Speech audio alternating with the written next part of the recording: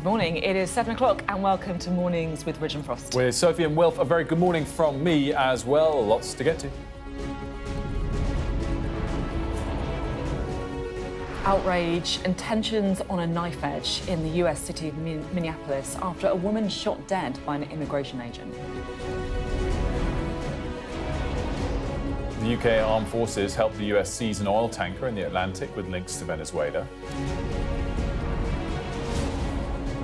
New research shows people pile on the pounds after coming off weight loss jabs, so are they worth it?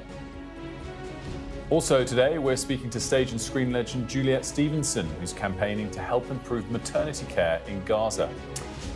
Plus, are you starting the year looking for a new job? Well, it's a tough market out there. We're going to be talking about how AI can help.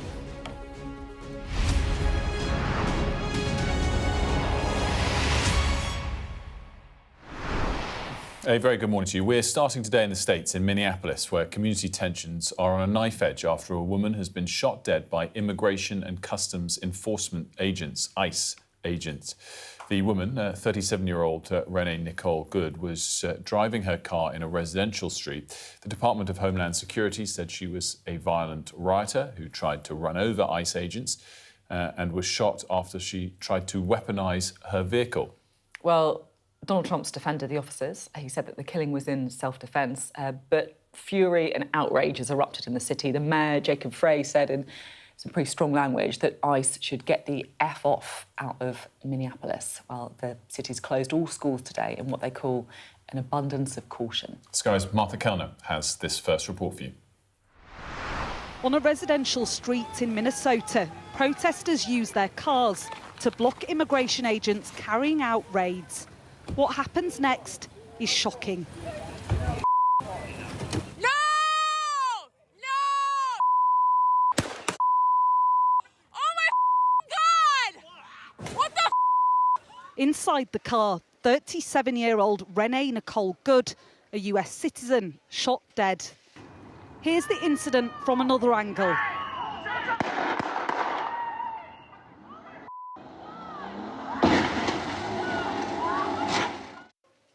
A bullet hole through the front windscreen.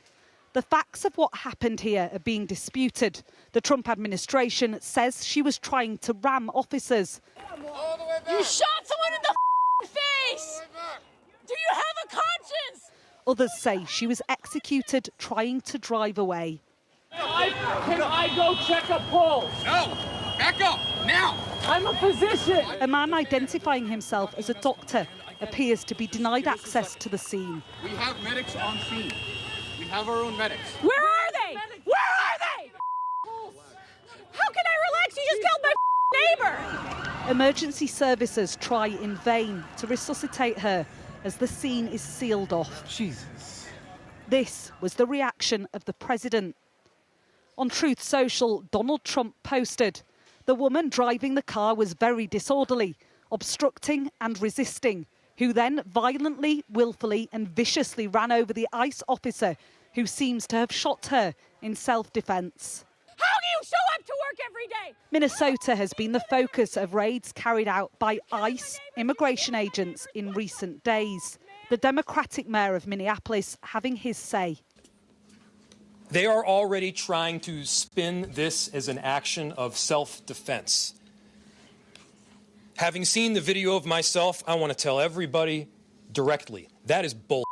There's little I can say, again, that'll make this situation better, but I do have a message for our community, for our city, and I have a message for ICE. To ICE, get out of Minneapolis. Protesters let their feelings be known.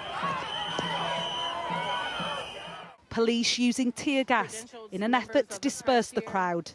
And as night fell, a vigil grew, marching through the streets of this city. Candles and flowers have been put here to mark the exact spot where Renee Nicole Good's car crashed after she was shot dead. People coming here to pay their respects, some of them chanting her name. This is a city in mourning, but it's also a city on edge. The detail of what happened here may be in dispute, But it's clear it's unlocked renewed rage about Donald Trump's immigration policy. And once more highlighted just how polarised this country is. Martha Kellner, Sky News, Minneapolis. So a couple more kind of details kind of emerging. Renee Nicole Good, mum of 3, one of those children now thought to be an orphan, a 6-year-old, because his father also died in 2023. And there's a lot of claims now being reported about whether or not ambulances were let through, whether doctors were let through, and how quickly that first aid was administered as well. And look, Wilf, I guess you've obviously spent a lot of time in the States, and there's a huge political backdrop to this too. Yeah, huge political backdrop because of President Trump's move to deport more illegal immigrants, which is done via ICE, by this Immigration Customs Enforcement Agency. He passed an executive order early in his presidency that kind of changed the dial of what ICE should do and could do, from just trying to deport illegal immigrants as they've just crossed the border to being able to do so anywhere across the country in places like Minneapolis, increased their stop and search powers as well. All of this was hugely controversial over the course of the last 18 months, let alone just recently. Also massively expanded the size of ICE. So I saw one estimate that said it was 10,000 people in ICE a year and a half ago. It's now over 20,000. And then this particular location had seen 2,000 ICE staff sent into the state of Minnesota, where Minneapolis is found, because of this scandal that's really erupted at the start of this year about whether Somali immigrants and former Somali citizens of America are committing fraud through various state-funded measures. This is a state that Tim Walz is the governor of. He was formerly Kamala Harris's running mate. The mayor that we saw there is Democratic. So there's just so much. It's hard to think of, there's nothing worse than the tragedy of all of this, but there's a lot of politics that's thrown in as well. Yeah, it really is. And we'll bring you these updates on that story, of course, as well. But just to give you the very latest on the seizing of that tanker, if you remember. So the Defence Secretary says British Armed Forces supported a US operation to seize an oil tanker that was sailing under the Russian flag at the time in the North Atlantic. The Marinara, previously known as Bella 1, is linked to Venezuela and was captured as it travelled through waters between Iceland and Scotland. Well, more on what the UK's Defence Secretary had to say in a moment. But first, here's our US correspondent, David Blevins. Pre-dawn in the Caribbean, a helicopter swirls around a Venezuelan-linked oil tanker, US forces rappelling onto the deck, patrolling for potential threats as they seize the ship. In the Atlantic, another tanker, this one Russian-flagged, is also taken by the US after a 2-week pursuit. An undeniable escalation in a conflict with Moscow. And these are the men in charge, the Secretary of State and the Defence Secretary, fresh from a briefing with lawmakers on the military intervention in Venezuela. Some senators who were in that briefing describing your operation variously as that you're winging it, that there's no plan for Venezuela going forward, that this is all about enriching America. That's what you always say when it's the other party. The bottom line is we've gone into great detail with them about the planning. We've described it to them. In fact, it's not just winging it. It's not just saying or speculating it's going to happen. It's already happening. Understand, they are not generating any revenue from their oil right now. They can't move it unless we allow it to move, because we have sanctions, because we're enforcing those sanctions. Some believe now seizing a Russia-flagged ship is a direct challenge to Vladimir Putin. But Republican senators are on message. We had made it very clear that there was no oil going in and out. This is our hemisphere, not Russia's. If they're going to operate here, we'll know they're operating here, and they will not call our bluff. We will stand up strong. It's not just your hemisphere, though, is it? Well, it's the Western Hemisphere, and there's no Army or Navy that's going to protect it better than we will. Where's that oil going, sir? Is that oil going to the Venezuelan people, or is it going to the US? Yeah, that's the hope. No, this is for the stability of the Venezuelan people, and they've been robbed of that, again, by a communist dictator for far too long. But as an American senator, the interests of the United States of America is my chief concern. This is an insane plan. They are talking about stealing the Venezuelan oil at gunpoint for a period of time undefined as leverage to micromanage the country. In Venezuela, they're reeling from the attack, clearing debris from US strikes, listening to Washington for clues about what happens next. David Blevins, Sky News in Washington. David Blevins there, obviously summing it up for us. And we did get some details, obviously, from the Defence Secretary, and there was proper British involvement here, albeit not on the ground or on the ship, per se. Exactly that, yes. So it was British support. So we were lending intelligence and our surveillance, RAF surveillance, for instance, to the US at their request, allowing them to use military bases and those kinds of things. And really, John Healey was quite keen to emphasise that there was a kind of legal basis behind this in comparison to what we've seen in Venezuela. When it came to the action in Venezuela, the government were very much, we weren't involved, we didn't know about it, nothing to do with us. Whereas John Healey was a lot more forthcoming with the fact that actually we did have involvement this time. We can have a listen to John Healey from yesterday at the dispatch box, where he just explains exactly what we did to help the Americans. The UK, at the request of the US, supported this operation as part of global efforts to crack down on sanctions busting and shadow shipping activity. Following a request from the US, I authorised the use of UK bases and the deployment of Royal Navy and RAF assets to support the operation, including airborne surveillance and the RFA ship Tide Force. This was a US operation. No UK personnel took part in the boarding. And I can update the House, Mr. Speaker, the operation is ongoing, but the Bella One is now under the control of US forces. Mari, I'm slightly intrigued or fascinated by the concept of these kind of shadow fleets. So these tankers that are going round, no one really knows who they belong to, what they're up to, but they're just evading sanctions, right? Yeah, it's been an issue for a long time, so it's nothing new, but clearly the US and the UK felt that this was something that needed to be intervened with. There's been concern about the shadow fleets for a while, specifically around Russia as well. John Healey, when he was at the dispatch box in that statement, was talking and really accusing Russia of using these shadow fleets to basically bankroll their invasion of Ukraine. And we understand that, of course, the way that Russia gets some of its cash is perhaps slightly dubious sometimes, and therefore this plays a part in the way that they can sell oil in perhaps nefarious ways. So it's Russia, it's Iran, it's a lot of different hostile states that use these tankers in this way. So I suppose the interesting question is, why did we decide to do this now when this wasn't happening overnight? This has been going on for a long time, and therefore what made this different? Well, and I think that a lot of people pointing to a couple of possibilities on that. This came originally from the Caribbean. It's, with Venezuelan oil on it. And I think, clearly in the last couple of weeks, the last couple of days, the US is trying to say to the new president of Venezuela, Delcy Rodriguez, we are going to enforce the tightest possible sanctions on you being able to export anything unless you work with us. So those few that had slipped through the net from there in recent years or months during sanctions, I think showing, we're not going to allow that going forward, so, work with us. I do also think, by the way, it's such a massive weakness for UK defence, saying that we are going to put boots on the ground, potentially, if a peace deal's reached with Ukraine, acting with the US in a surveillance way, albeit in the last couple of days. But that is also a deal on the table for Russia to agree or not agree to. So again, I think any sort of show of strength against Russian assets is probably a little bit of a stick in that regard as well towards President Putin. That's really interesting, isn't it? Mari, thank you very much. Now, Downing Street says Keir Starmer's set out his position on Greenland in a phone call with President Trump. It's after the White House refused to rule out using military force to take over the island, arguing that the US has got to control it to make sure it's secure. Meanwhile, US Secretary of State Marco Rubio confirmed he plans to meet with Danish officials next week. Our international affairs editor, Dominic Waghorn, has been speaking to Greenlanders and sent this report.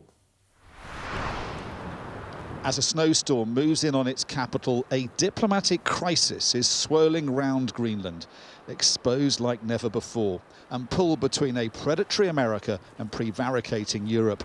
Greenlanders deeply resent Donald Trump once again threatening to seize their country. I think he's very good at making a fuss about things, so everybody keeps talking about it, just like now. He's very good at that.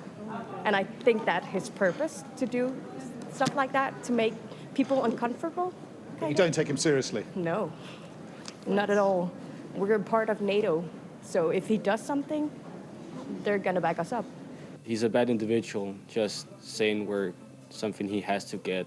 I think it's not the way of treating people like we're small mice or something. There's anger at an official level too. We should prepare for the worst and hope for the best. And a message to President Trump from a member of the ruling coalition. I think that we're not a business, we're a people. We're a people with our own country and culture, language. We are not a product. So I think people should really think about that. I know Donald Trump is a businessman, but Greenland is not a product. We're a people, and that should be taken very seriously, and that should be respected. So your main thrust of what you're trying to do is trying to get to the Americans to talk to you more. The opposition hopes Trump's overtures increase the chances of independence. We should be the people that is in focus here. And when the Greenlandic people have shown time and again that we want independence, we should explore the possibilities for independence in our current situation.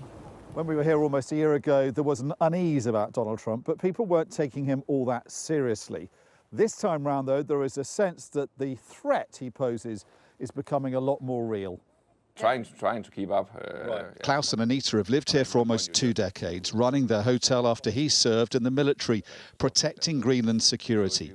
They are increasingly concerned about the way things are going. Yeah, well, I would say I'm worried. Yeah. We have been discussing what to do, how is our future, especially the children up here, how is their future going to be? Yeah, we've been talking about that, what we're going to do if something happens. Should I need to go to Denmark to the children? Should I stay here? Stuff like that. So it's getting very practical thoughts about what's going to happen if something worse happens. It's getting real. Yeah, it is getting real. There are no hostile Russian and Chinese ships circling these waters, as Trump claims, say Greenlanders, but the spectre of a US takeover is now looming. And if the US president chooses to act on his rhetoric, however unjustified, there is little here to stop him. Dominic Waghorn, Sky News, Nuuk in Greenland.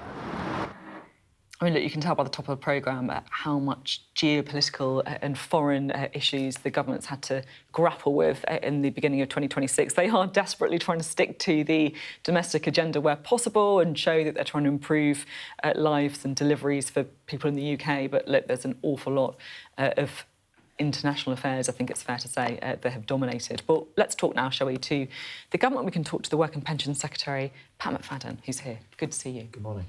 So you're introducing legislation today to scrap the 2-child limit. So in other words, this is the cap on the amount of benefits people receive if they have more than 2 children. How much is that going to cost? It will cost, once it's fully in force, about £3 billion a year. And just talk through why you think it's £3 billion well spent.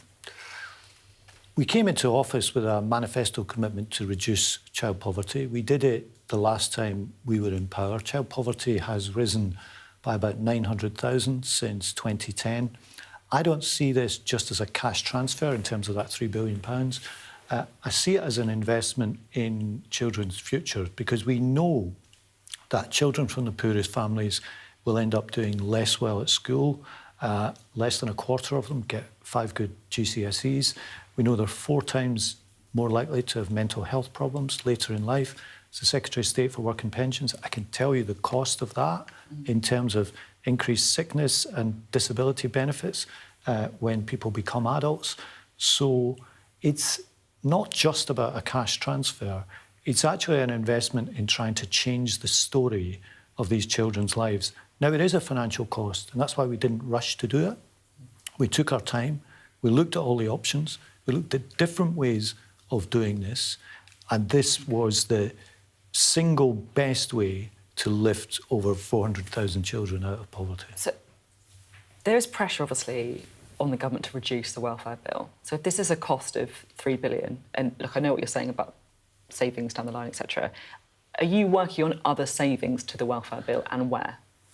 The biggest thing that I've seen since I became the Secretary of State 4 months ago is the growing number of young people who are not in education, employment or training. And that's where I've placed my early emphasis for one good reason. You talk about money and costs, and you're quite right. For every young person who goes on to benefits and stays there, they will lose about £1 million in earnings. over the course of their lives. So it's working and age. We'll pay £1 million in benefits and other costs. So it really makes sense to emphasise the young in this debate. Working age benefit claimants, effectively, is what this Yes, is young saying. working age benefit claimants. I mean, there are issues throughout the system. And is that often sickness, disability benefit, mental health claims, I guess, anxiety? Is that what we're talking about? Let me give you another number that's really struck me, is that the proportion of young people not in education, employment or training who cite sickness as the reason for being so has doubled in the last 10 years. And a lot of that is mental health, neurodiverse conditions. And the truth is, often work or training or positive activity is a good response to these conditions rather than just paying benefits. So we've really got to look at what we're spending on here and how we're investing the money that we do. Can I be... It's a bit hard to work out where this government is on welfare, right? Because, you know, you came into office saying you weren't going to scrap the two-child benefit, and then you did scrap it. You said you were going to cut sickness benefits, and then you weren't, and now it feels like you're saying you are again. It's a bit confusing. Do you accept that? Look, we had to go through a process to get to the right decision on this two-child limit. I think it's an investment in the future, but if you ask me where do you really stand on welfare, my single answer would be changing the life story of the young, too many of whom at the moment are being thrown on the scrap heap. You've put out that argument very, very clearly, but you can see how for a lot of people who might not be, you know, covering every tiny thing of what every minister like you is saying in interviews like this, although obviously I wish everyone was, it's a bit of a confused picture. Well, it shouldn't be, because I've talked consistently about young people since being appointed. We've produced a youth guarantee to get more training to young people. We are changing the apprenticeship people to emphasise young people. I've asked former Health Secretary Alan Milburn to do me a report on this. I think the message So you come in and you've sorted it all out. I don't say that. I say I've made a start. Forget what the other guys emphasis is on young people. Can we talk about AI?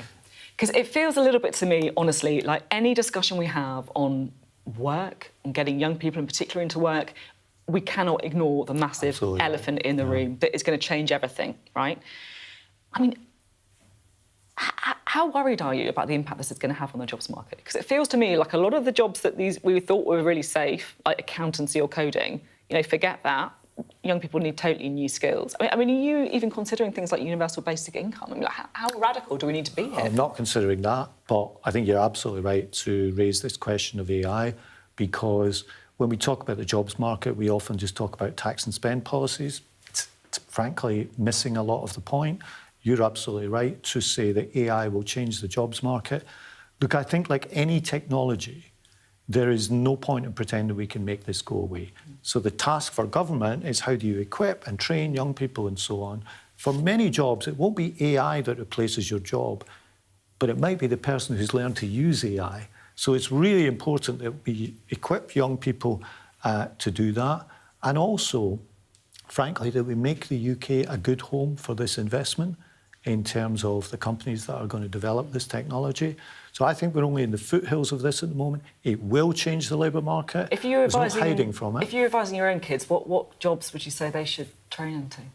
Well, I've got teenage so children. What are you saying? What are you saying? And I'm genuinely quite intrigued. Like, you know, what are the AI-proof careers? You know, they're not quite ready to make those decisions, but it is something that we talk about. And I'll tell you, young people are really alive to this. Okay. They think about this.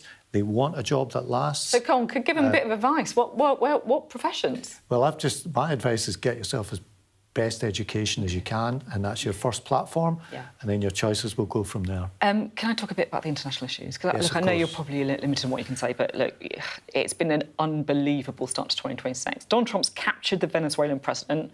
He's made threats about acquiring Greenland. Is the American president a reliable ally? Well, let me say two things. First of all, the alliance between the UK and the US is really important. I want to emphasise to your viewers that this partnership on a security and intelligence level keeps Britain safe every day. So it's in our national interests to work very closely with the US, as we did yesterday with the seizing of the tanker in the Atlantic.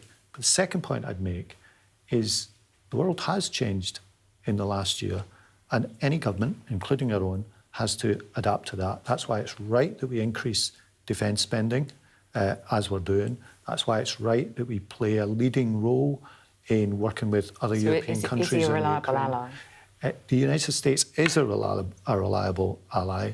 We believe that to be the case. We see that every day, but we also know the world is changing, and we've got to step up, and Europe's got to step up. And actually, President Trump, he may have his own style. He's not the first US president to say that.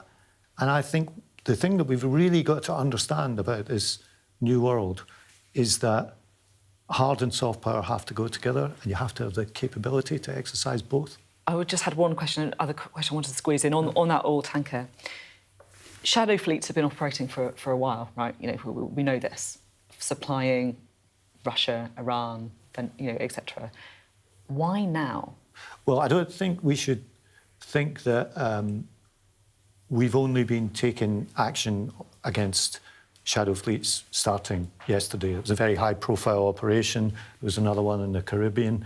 But as John Healey said to my colleague, the Secretary of State for Defence, said to Parliament last night, this is part of an ongoing global effort to crack down on these shadow fleets. And it's really important because the money from this illicit oil can go to funding either terrorism or Russia's war effort in Ukraine. Every day, are we? Well, we don't always comment on what our military is involved in, but we were very happy to be involved yesterday because we saw it as being in our national interest, and that's always the North Star. Pat McFadden, thank you very much indeed. Thank you. Speaking to us today.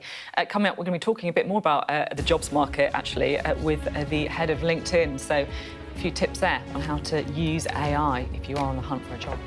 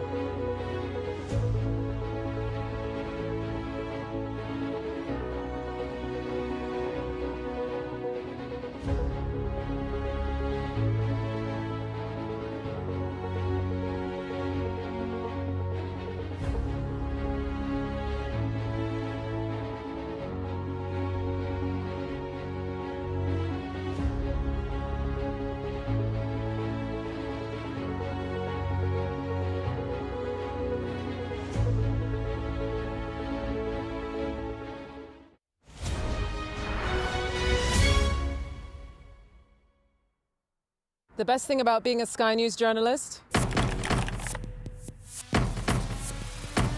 They call him the king of the jungle. Being a Sky News journalist. Yusra Al-Baghir has this report. And this is what's left of it. As a woman of colour, how did the Harris campaign speak to you? People risk their lives to speak to us for this report. Mr. Zuma, Sky News. We're trying to see as much as we can. The best thing about being a Sky News journalist? I'm going to take you behind the scenes here for Election Night Live. They have gone up and up. Being a Sky News journalist. Ed Conway, Sky News, is anyone going to talk to us? Mortgage rates did go up very sharply during your time in office. Here it is. First off, just the scale of what we're looking at. Our data shows it's been happening. Question is, why it hasn't been stopped. Welcome back. A reminder of the top stories this hour. The mayor of Minneapolis has ordered immigration agents to leave the city after a woman was shot dead by an officer. Authorities claim 37-year-old Renee Nicole Good attempted to run over an agent with her car and was shot in self-defence. The Defence Secretary says British armed forces supported a US operation to seize a Venezuelan-linked oil tanker in the Atlantic. The Marinera had a Russian flag on it, and it was captured as it travelled through waters between Iceland and Scotland. Sir Keir Starmer set out his position on Greenland in a phone call with President Trump, insisting the Danish territory belongs to its people and its future should not be determined by anyone else. The White House has refused to rule out the use of military force to take over the island, arguing the US needs control to ensure its own security. But we're going to talk about the police now, and policing standards in particular, because the Home Secretary has asked the Chief Inspector of the Constabulary to carry out an urgent inspection into the Met Police's recruitment and vetting standards. Now, this is after thousands of candidates joined the force without proper checks. The Met estimates that more than 5,000 officers and staff were recruited without the necessary vetting. The failings are being blamed on pressure to meet recruitment targets. Well, Olivia's here. Tell us a bit more about this. This has sort of been a set of reviews that have taken some time. What's the headlines? Well, again, another scandal, another day, another scandal in the Met. And this time it's been revealed that 131 police officers and members of staff committed crimes after they weren't vetted properly for the job, and that includes 2 serial rapists, David Carrick, who was recruited to the force when vetting failed to reveal that he had allegations of domestic abuse against him, and Cliff Mitchell, who was also recruited to the force. Even though initially his application had been rejected, this was overturned despite the fact that there were previous allegations of him raping a child. Now, this internal review, which is called Operation Jorica, has found that other members of staff used drugs, were racist, or were violent. Now, as you say, thousands were not vetted properly in their recruitment process. And the Met is blaming this on a scramble to recruit between 2019 and 2023 to meet government targets. In fact, the Met estimates that between 250 and 1,200 people would not have got their jobs had they been properly vetted for that recruitment. Now, the Home Secretary, Shabana Mahmood, is saying that this is a dereliction of the Met's duty, and she has, after this report, launched an independent investigation by the Inspectorate. Now, the Met say that they have sacked 15,000 people since a big clean-up of the force in 2022, and that the majority of their officers are good, brave and hard-working. Olivia, thanks so much. Oh, those numbers really quite something. Thank you. Now, look, it's a new year, which means resolution time. And lots of us, I think it's fair, might be thinking about ways to get more healthy, including ways to lose weight. So we're going to talk about weight loss jab next, because a new study's found that people who use those injections actually put the weight back on much more quickly than people who lose it from dieting and exercise alone. Experts say most patients put the weight back on within around 18 months of stopping treatment, missing out on other health benefits as well. Our science and medical correspondent Thomas Moore has been speaking to one woman who says she put on around 4 stone since stopping the jabs. Rosie is careful what she eats by day, but the sugar cravings return in the evening. In the 4 months since she stopped using weight loss jabs, she's put back on 4 stone, half of what she's lost. But with recent price rises, the cost of going back on the drugs will be up to £300 a month, and that's a stretch. I'm just trying to figure out what to do. It's difficult when all the price of everything has gone up so much as well. It probably does mean that I'll need to be on those kind of drugs for life, but it's how to afford that because I can't get it through the NHS. It's a dilemma many people are now facing. A new survey shows almost 1 in 10 British adults has recently used weight loss jabs or is seriously considering them. But separate research shows around half stop treatment within 12 months. That's most likely because of cost or side effects. On average, they regain all the weight they lost in 1.5 years, and the benefits to their underlying health wane even faster in just 1.4 years. Scientists at the University of Oxford say the NHS and people buying the jabs privately may have to face up to the cost of lifelong treatment. Most people who are living with obesity, who have all that genetic and metabolic predisposition to gain weight, are going to need lifelong support of some kind. Whether that's lifelong medication or whether it's medication at intervals combined with some other treatments, we just don't yet know. The big unanswered question is, how do you help people keep the weight off? And that is a different process than is necessary for losing weight. Unlike drugs taken for high cholesterol or blood pressure, there is little evidence on the safety and effectiveness of weight loss jabs used for long periods. Their full effects in the body are still not clear. People put weight back on 4 times faster after quitting the drugs than after stopping a diet. The scientists here don't really understand why. It could be something to do with the abrupt and powerful change to their underlying biology. Rosie is a photographer and has pictures that track her weight loss from more than 19 stone to a little over 11. She still has an injection pen of Minjaro and takes the occasional dose to take the edge off her appetite. So how much have you got left? I'd say that's probably 2 more doses. Many people will struggle with the cost of long-term treatment, but struggle with their weight without it. Thomas Moore, Sky News in Exeter. Now, if you've been struggling to find a job, you're not alone. New research shows that around 3/4 of people feel unprepared to look for a new role in the face of fierce competition in the labour market. New data from LinkedIn shows applicants per open role have doubled since 2022, and 79% of recruiters say it's harder to sift through applications to find the right candidate, with 60% of recruiters now using AI to help them in their hiring search. Well, the head of LinkedIn UK, Janine Chamberlain, joins me now to discuss more of what's come from this research. Very good morning to you. Thanks so much for joining us. Thank you. We were just discussing, so you have 1.3 billion users globally. We do, And yes. 43 million in the UK. That must be sort of every worker, pretty much. Every worker in the UK, which is part of LinkedIn's vision, is to create economic opportunity for every worker in the global workforce. So we're getting there. We're not quite there yet. It does highlight that how late I was to join. I only joined about a month or 2 ago, the last worker to do so. From this data that you've been gathering on the UK in particular, so job applications have grown a lot in recent years. They have, yes. And I think we've got to put that in the context. If you think back of 2022, we saw this post-COVID hiring boom. So there were a lot of jobs available and companies were really struggling to find qualified talent in that moment. Now we're a few years down the line. I think sort of the jobs have stabilized a little bit and there's more people who are interested. More than 50% of people in the UK actually are interested in changing jobs this year. So there's a lot of people applying for these jobs, which is creating a high volume for businesses as well. Which isn't matched by opportunities? So, I think you say job applications have doubled since 2022. What about job offers? Correct. So the jobs since 2022, it's almost not comparable. As I said, we had this post-COVID hiring boom. There was a lot of jobs available. Companies were really struggling. But interestingly, even though the number of applications have gone up, and rightly so, the sort of jobs are not at the same level as 2022, you'd think that makes it really easy for companies to find the right talent right now. But that is not what we're hearing from recruiters.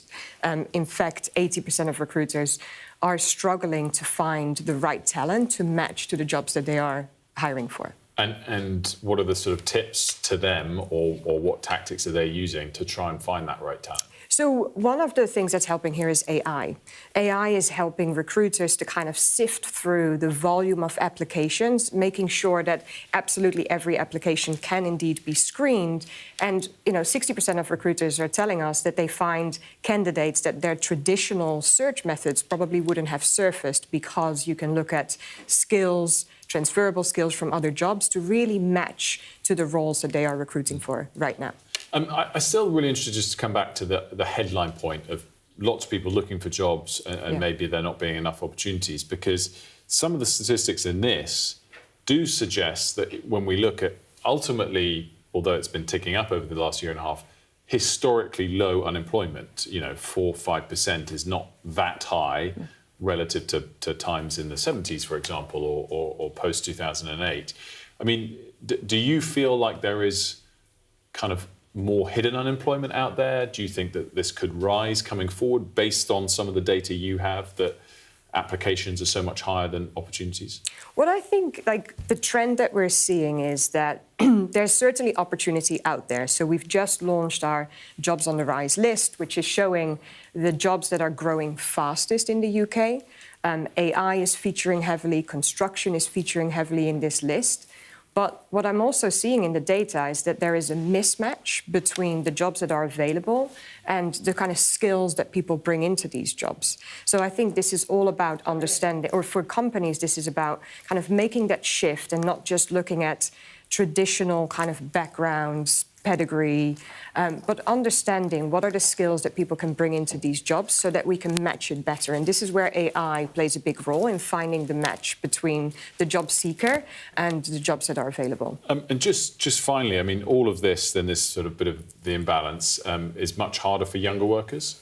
I think it's definitely hard for young workers right now. I don't think that's because there's jobs disappearing, but jobs are certainly changing. And what I would say, young people do have an advantage that they are digitally fluent, and more they will become AI fluent. And AI fluency is one of the key skills that companies are hiring for right now. Thanks so much for joining us, Janine. Really interesting. Janine Chamberlain Thank from you for having me. LinkedIn UK. Great conversation there. Yeah, it's so interesting to see the impact of AI, isn't it? It's just changing everything. It's absolutely extraordinary. Now, calls are growing for the UK to follow Australia's footsteps in banning social media for under-16s. The former Home Secretary, Amber Rudd, is the latest to join the debate. She wants to see a ban. She says otherwise it's leaving children at severe risk. Well, Amber Rudd, I'm delighted to say, joins us now. A very good morning to you. Thanks so much for joining us on this. Just give us, I guess, the scale of your conviction that this is a step we need to take here. Thank you so much for giving me this opportunity. And the reason I'm speaking about this now is because there is a legislative opportunity in the House of Lords at the moment where the education bill has got an amendment in front of it put forward by John Nash, former Conservative Education Minister, to ban social media for under-16s on their phones.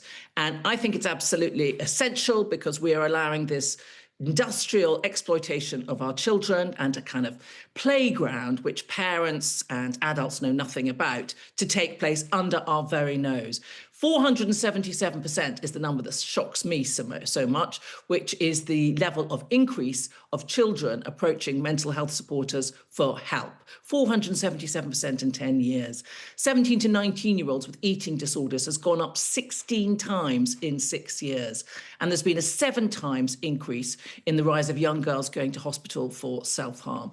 And there is endless literature and studies showing that the more screen time that young people, children are on, is the more anxiety they get. Let's free them up to have their childhood back and not be on social media and exploited by so many tech companies.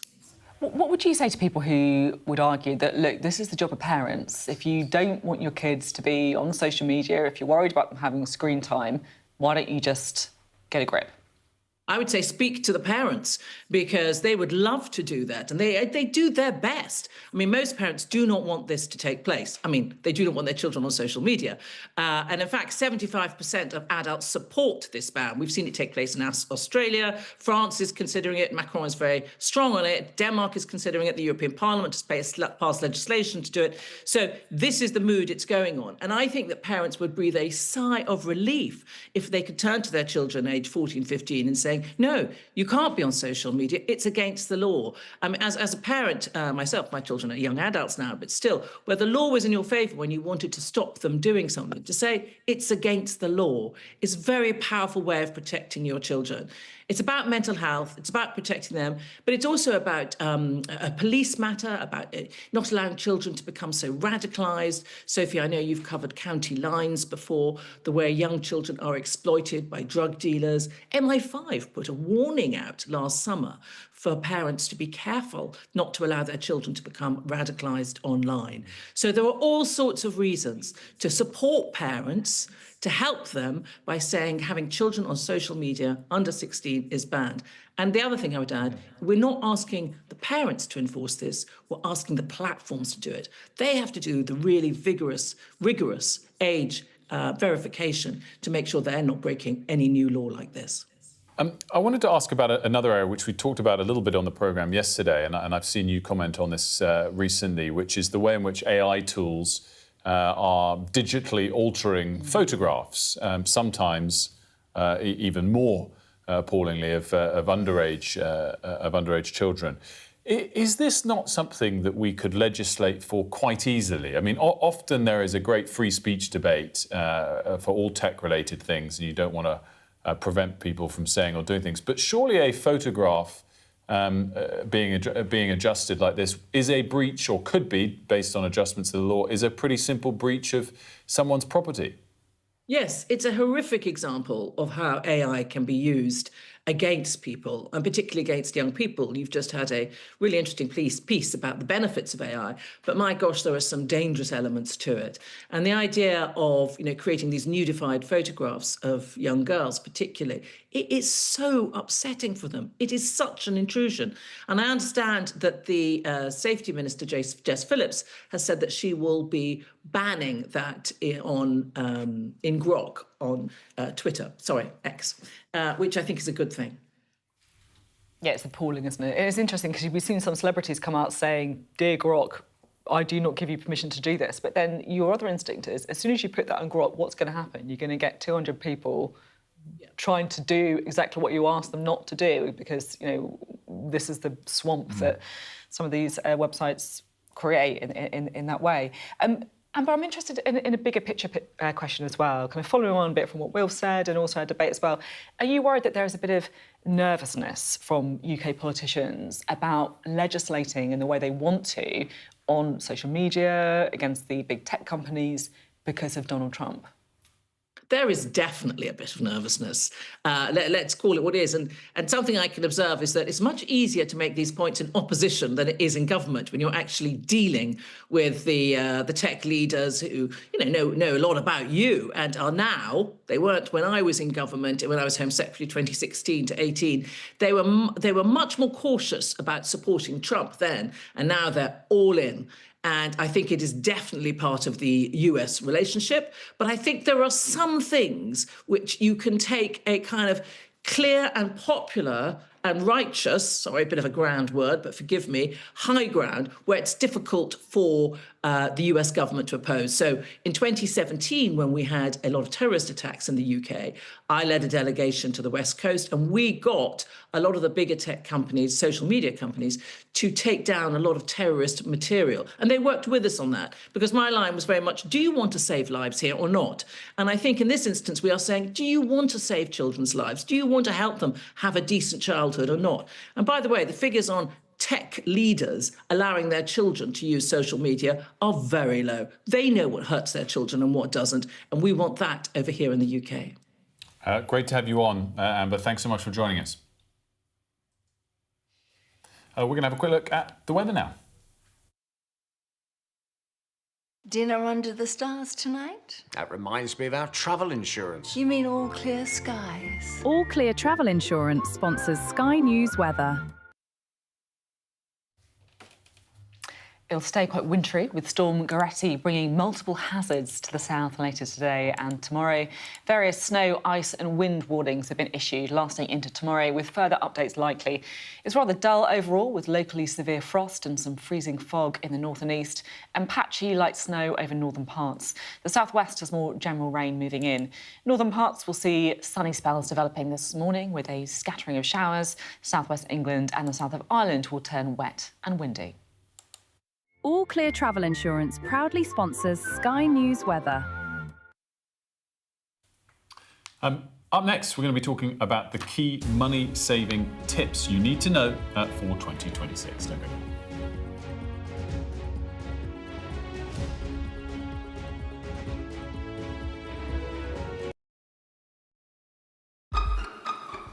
We've got your Sunday mornings covered. From the front page and the sounds of the streets to the voices of the people who make the major calls and big picture politics beyond Westminster. We'll put you at the heart of our story.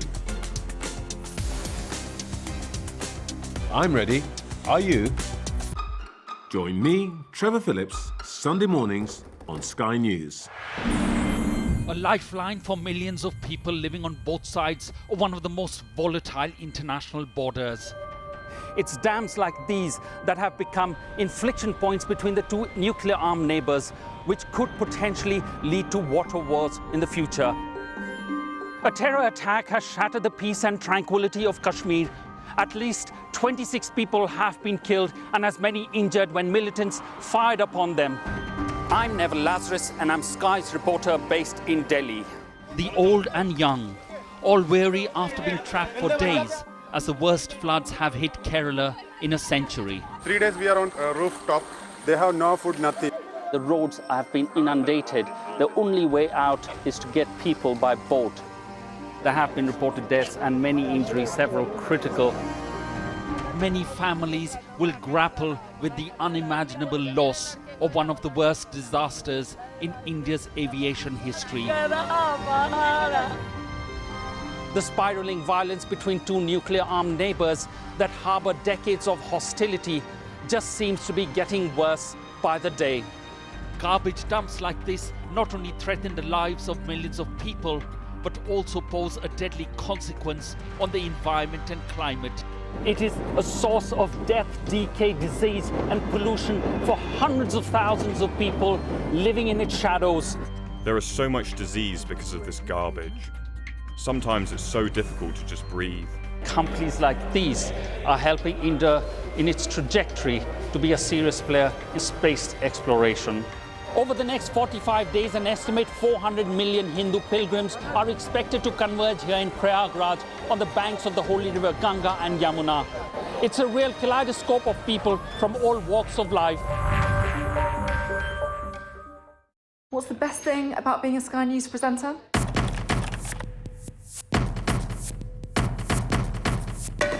We've done the work and the reading, so you don't have to. Being a Sky News presenter. Hello and welcome, Westminster, the heart of British politics. I'm so sorry about what happened to you. So what on earth is going on? It's not true. Can I tell you what I think is really unusual? Mornings with Rich and Frost. Let's crack on. Let's get started. Well, welcome back. Well, heading into the new year, some of you might have set resolutions around money and spending, but we want to bring you some tips as well of how best to help you with your finances in the year ahead. And we're joined now by Abigail Foster, finance expert and influencer, to share some of her top tips. Very good morning to you. Good morning. Thanks so much for joining us. So we've just been chatting about some of this in the build-up. So what is your first top tip for the year ahead for people? I think it would be don't let your money sit idle. I think a lot of people just leave their money in their current accounts thinking that it's fine and it's safe, but it's not helping you build wealth. It's not helping you kind of expand the money that you have. So obviously be looking into savings accounts that are giving you decent interest. I would be saying like 3% plus, or investment accounts for that long-term investment building wealth, and automate those every month. So when you get paid, those accounts get paid as well. And you're not just building up a pot in your current account that's really making you no money. And I guess, in particular, ISAs are worth doing because it's tax-free, even if there were a lot of headlines late last year about the amount you can put into it coming down. Yeah, so let's clear that up. When it comes to ISAs, we still have a 20k allowance. What's going to change is the amount you could put into a cash ISA. You can still put up to 20k into a stocks and shares ISA, and yes, it gives you a sort of tax wrapper. It's not a product itself, it's just the fact that if you have a stocks and shares ISA, you don't pay tax on things like dividends or capital gains within that. Your other big tip, which I actually need you to sit down and talk me through this myself, but is pay slips can be pretty confusing. Yes. And there's a detriment to not fully understanding the line items. Yes, there is. Pay slips, I go on about this all the time. It's so important that every month, at least, you're checking in on your pay slip to make sure there's no anomalies that are costing you money, because things like your tax code, which you'll find on your pay slip, the standard or most common is 1257L. And if that isn't right, you could be overpaying or underpaying tax. Neither are great. And there's other elements on it, like your student loan and other taxes that come out that you're going to want to read every single month. So yes, I am a big advocate for, if you can do one thing this year for yourself every month, it would be just read your payslip. And why people would then at the end of the year get it made whole, as it were, but why is there a problem in the short term if you're overpaying or underpaying? Well, if you're over or underpaying, it means that obviously your monthly income isn't as it should be. And what would happen at the end of the tax year, so tax year ends on the 5th of April, is usually things can be corrected. So you might get a tax refund, or obviously you might get an email saying that you owe more tax. But I would say that it's just something, if you can see in advance that it's wrong, you can contact HMRC, you can get it fixed, and therefore pay the exact amount of tax that you should be paying. More broadly, in terms of people for the long-term saving, you alluded to this at the top in terms of if you do have extra, make sure it gets interest rather than just sitting there. Yeah. Do you think as a nation people are planning for the super long-term sufficiently, and could their money be working more for them? I don't think we are. I think it's something that we're very short-termism in our mindset. I think the government's policies are always quite short-termism as well. So, you know, this kind of edging towards stocks and shares ISAs over cash ISAs is one way of looking to build wealth in the future. But I think people could be looking to be doing more. So things like investing in a stocks and shares ISA or putting more into their pensions would be a really great way to kind of work towards that long-term future they have. Abigail, thanks so much for joining us. Really appreciate it. Abigail Foster giving you some tips for the year ahead with your finances there. We've got lots more still to come in the next hour of the programme, where we'll be returning to some of those headline-grabbing foreign policy stories over the course of the last week, from Greenland to that ship off the coast of Scotland, but also to Minneapolis as well. Minneapolis, of course, with the shooting of the driver by Immigration and Customs Enforcement over there. Lots to come. Don't go anywhere. I'll see you in just a couple of moments.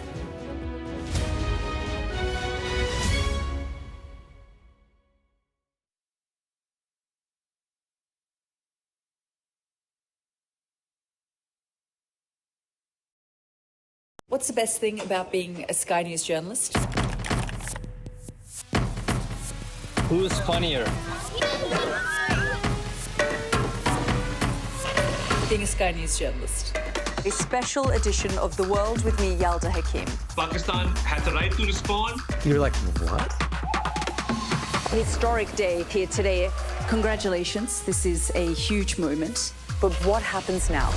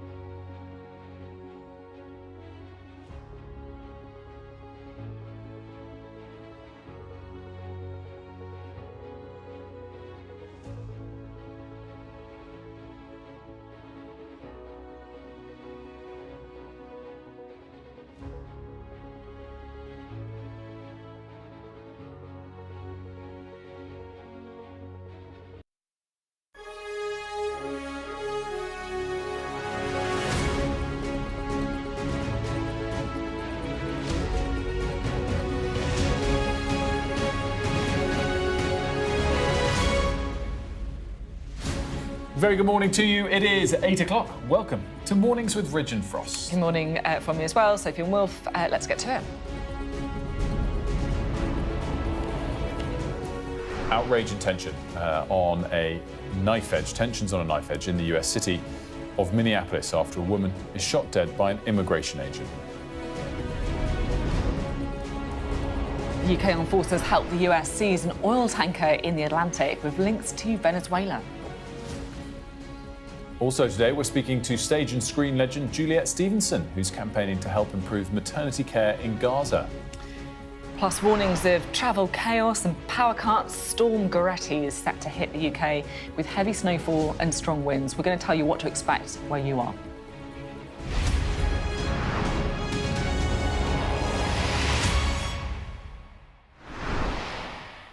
Good morning. So we're starting today in the United States, in Minneapolis, to be specific, where community tensions are on a knife edge because a woman has been shot dead by an immigration and customs enforcement agent, an ICE agent, as they're known. So she was 37-year-old Renee Nicole Good, driving her car in a residential street.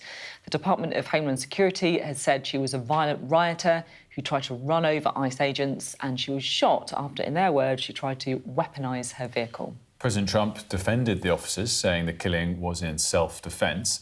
Fury and outrage, those erupted in the city. Mayor Jacob Frey said in strong language that ICE should get the F out of Minneapolis.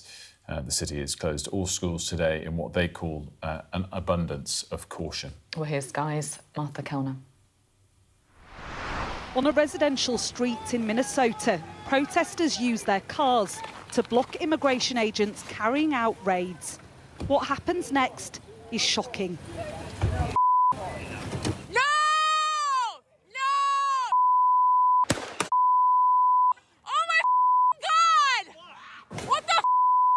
Inside the car, 37-year-old Renee Nicole Good, a US citizen, shot dead. Here's the incident from another angle.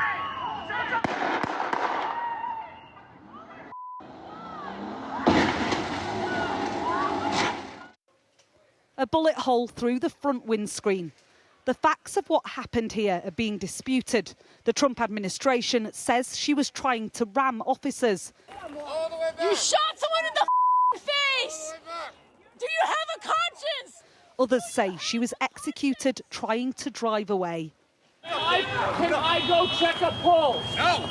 Back up! Now! I'm a physician! A man identifying himself as a doctor appears to be denied access to the scene. We have medics on scene. We have our own medics. Where are they? Where are they? How can I relax? You just killed my neighbor! Emergency services try in vain to resuscitate her as the scene is sealed off. Jesus. This was the reaction of the president.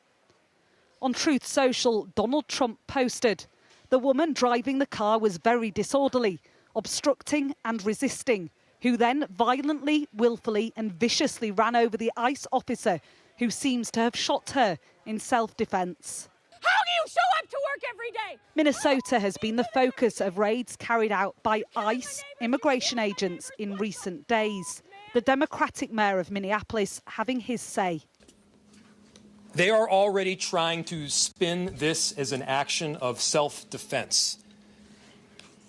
Having seen the video of myself, I want to tell everybody directly, that is bull. There's little I can say, again, that'll make this situation better, but I do have a message for our community, for our city, and I have a message for ICE. To ICE, get out of Minneapolis. Protesters let their feelings be known. Police using tear gas in an effort to disperse the crowd. And as night fell, a vigil grew, marching through the streets of this city. Candles and flowers have been put here to mark the exact spot where Renee Nicole Good's car crashed after she was shot dead. People coming here to pay their respects, some of them chanting her name. This is a city in mourning, but it's also a city on edge. The detail of what happened here may be in dispute, but it's clear it's unlocked renewed rage about Donald Trump's immigration policy. Saturday! and once more highlighted just how polarised this country is. Martha Kellner, Sky News, Minneapolis. So more coming in on the story all the time. I think it's worth just dwelling for a minute on who this woman was, right? So she's 37 years old. She was thought to come from Colorado. She's a mum of 3. And that's one of the tragic details that's been reported on widely in the United States is that her eldest, 6-year-old, is now an orphan because his father actually died. Her former husband died back in 2023. So a really, really tragic story. And lots of politics as well. Yeah, the politics, I mean, it's hard to get past the tragedy of it, of course, but the politics is significant as well. Because, you know, you often in the US get clashes between federal law enforcement and then the local people in charge, whether it's the mayor or the governor. But in the US over the last year, the epitome of that is ICE, the Immigration Task Force, because Donald Trump came into power. He wants to really deport a lot of people, as we all know, and he's really empowered ICE to do that via executive order. So their powers, for example, no longer just to deport illegal immigrants at the border after they've just crossed. They can go across the country, as highlighted by being in a place like Minneapolis in Minnesota, and their stop and search powers are much greater than they used to be. And because of that, their headcount has soared. So I saw one number that said it's gone from 10,000 people 18 months ago to now 22,000 people, which all feeds into this great politicisation, particularly, by the way, at the moment in the state of Minnesota, where Tim Walz is governor, who's a running mate of Kamala Harris. And there's this investigation going on where they're accusing Tim Walz of being part of illegal funding for Somali immigrants there. So it's just hugely politicised on top of, you know, this tragic specific example. Yeah, we'll bring you more, of course, on the story throughout the morning as well. Lots of developments coming through, lots of questions about how quickly emergency services got there or were allowed to get to the woman as well. Now, the Defence Secretary, John Healey, has said the British Armed Forces supported a US operation to seize an oil tanker sailing under the Russian flag in the North Atlantic. So this is the Marinera, previously known as Bella 1, linked to Venezuela, and this tanker was captured as it travelled through waters between Iceland and Scotland. So pretty close. It kind of explains the UK involvement. This is our US correspondent, David Blevins. Pre-dawn in the Caribbean, a helicopter swirls around a Venezuelan-linked oil tanker, US forces rappelling onto the deck, patrolling for potential threats as they seize the ship. In the Atlantic, another tanker, this one Russian-flagged, is also taken by the US after a 2-week pursuit, an undeniable escalation in a conflict with Moscow.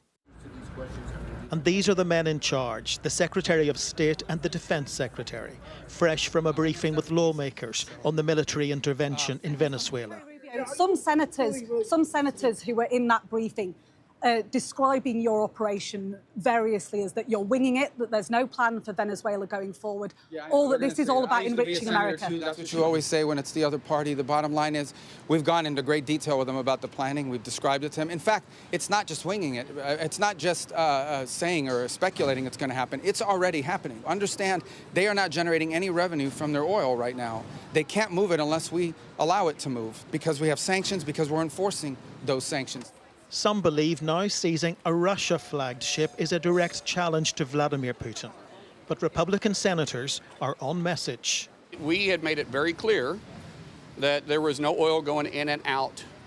This is our hemisphere, not Russia's. If they're going to operate here, we'll know they're operating here, and they will not call our bluff. We will stand up strong. It's not just your hemisphere, though, is it? Well, it's the Western Hemisphere, and there's no Army or Navy that's going to protect it better than we will. Where's that oil going, sir? Is that oil going to the Venezuelan people, or is it going to the US? Yeah, that's the hope. No, this is for the stability of the Venezuelan people, and they've been robbed of that, again, by a communist dictator for far too long. But as an American senator, the interests of the United States of America is my chief concern.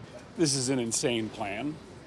They are talking about stealing the Venezuelan oil at gunpoint for a period of time undefined as leverage to micromanage the country. In Venezuela, they're reeling from the attack, clearing debris from US strikes, listening to Washington for clues about what happens next. David Blevins, Sky News in Washington. Well, let's talk to Mari, shall we? I mean, it was an extraordinary operation, and it's interesting to see just how involved the United Kingdom was.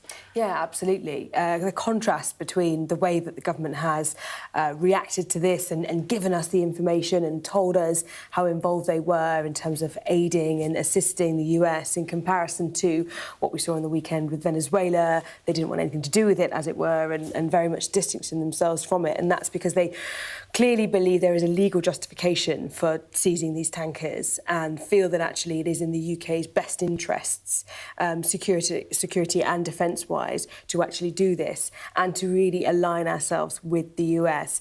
We've got a clip of Pat McFadden speaking to you earlier, Sophie, where he was outlining really that actually strongman politics is back. The United States is a reliable ally. We believe that to be the case. We see that every day, but we also know the world is changing and we've got to step up and Europe's got to step up. And actually, President Trump, he may have his own style. He's not the first US president to say that. And I think the thing that we've really got to understand about this new world is that hard and soft power have to go together and you have to have the capability to exercise both. So you could see there from Pat McFadden, he was basically saying, look, we've got to stay close to the Americans. It's in our interests. Let's get real about this. Let's be real about what's in our interests, what's going to help us. And actually, we need to have a really, really tight relationship with the US, whether people might find it difficult to stomach or not, whether we have to hold our noses or not. That is what we need. And so there is a heavy dosage with what Pat McFadden was saying this morning of a kind of an element of realpolitik, as it were, coming back and saying, let's get serious. We have seen what has happened over the past not even a week globally, and it is now time to stop, potentially moaning about personalities and focus on what is best for our nation. And actually, Donald Trump saying America first, everyone else is starting to kind of follow on and actually be a bit more self-interested themselves and be a bit more selfish. You could not have predicted a more bizarre week on foreign policy. No, but on the diplomacy point as well, we're ending by working together on a small scale area whilst threatening ally. I mean, it is crazy times. It really is. It's hard to keep up. Myra, thank you. Thank you very much. Well, let's talk about Greenland, of course, the other sort of headline-grabbing area of foreign policy in the last couple of days. Downing Street has said that Keir Starmer set out his position on Greenland in a phone call with President Trump. It's after the White House refused to rule out using military force to take over the island, arguing that the US must control it to ensure its own security. And all of this is going on while the US Secretary of State Marco Rubio confirmed he plans to meet with Danish officials next week. Oh, to be a fly on the wall in that meeting. Our international affairs editor, Dominic Waghorn's been speaking to people in Greenland. He sent this report. As a snowstorm moves in on its capital, a diplomatic crisis is swirling round Greenland, exposed like never before, and pulled between a predatory America and prevaricating Europe. Greenlanders deeply resent Donald Trump once again threatening to seize their country. I think he's very good at making a fuss about things, so everybody keeps talking about it, just like now. He's very good at that. And I think that's his purpose, to do stuff like that, to make people uncomfortable. You don't take him seriously? No, not at all. We're a part of NATO, so if he does something, they're going to back us up. He's a bad individual, just saying we're something he has to get. I think it's not the way of treating people like we're small mice or something. There's anger at an official level too. We should prepare for the worst and hope for the best. And a message to President Trump from a member of the ruling coalition. I think we're not a business, we're a people. We're a people with our own country and culture, language. We are not a product. So I think people should really think about that. I know Donald Trump is a businessman, but Greenland is not a product. We're a people, and that should be taken very seriously, and that should be respected. So your main thrust of what you're trying to do is trying to get the Americans to talk to you more. The opposition hopes Trump's overtures increase the chances of independence. We should be the people that is in focus here. And when the Greenlandic people have shown time and again that we want independence, we should explore the possibilities for independence in our current situation. When we were here almost a year ago, there was an unease about Donald Trump, but people weren't taking him all that seriously. This time round, though, there is a sense that the threat he poses is becoming a lot more real. Trying to keep up. Klaus and Anita have lived here for almost 2 decades, running their hotel after he served in the military, protecting Greenland's security. They are increasingly concerned about the way things are going. Yeah, well, I would say I'm worried. Yeah. We have been discussing what to do, how is our future, especially the children up here, how is their future going to be? Yeah, we've been talking about that, what are we going to do if something happens? Should I need to go to Denmark to the children? Should I stay here? Stuff like that. So it's getting very practical thoughts about what's going to happen if something worse happens. It's getting real. Yeah, it is getting real. There are no hostile Russian and Chinese ships circling these waters, as Trump claims, say Greenlanders, but the spectre of a US takeover is now looming. And if the US president chooses to act on his rhetoric, however unjustified, there is little here to stop him. Dominic Waghorn, Sky News, Nuuk in Greenland.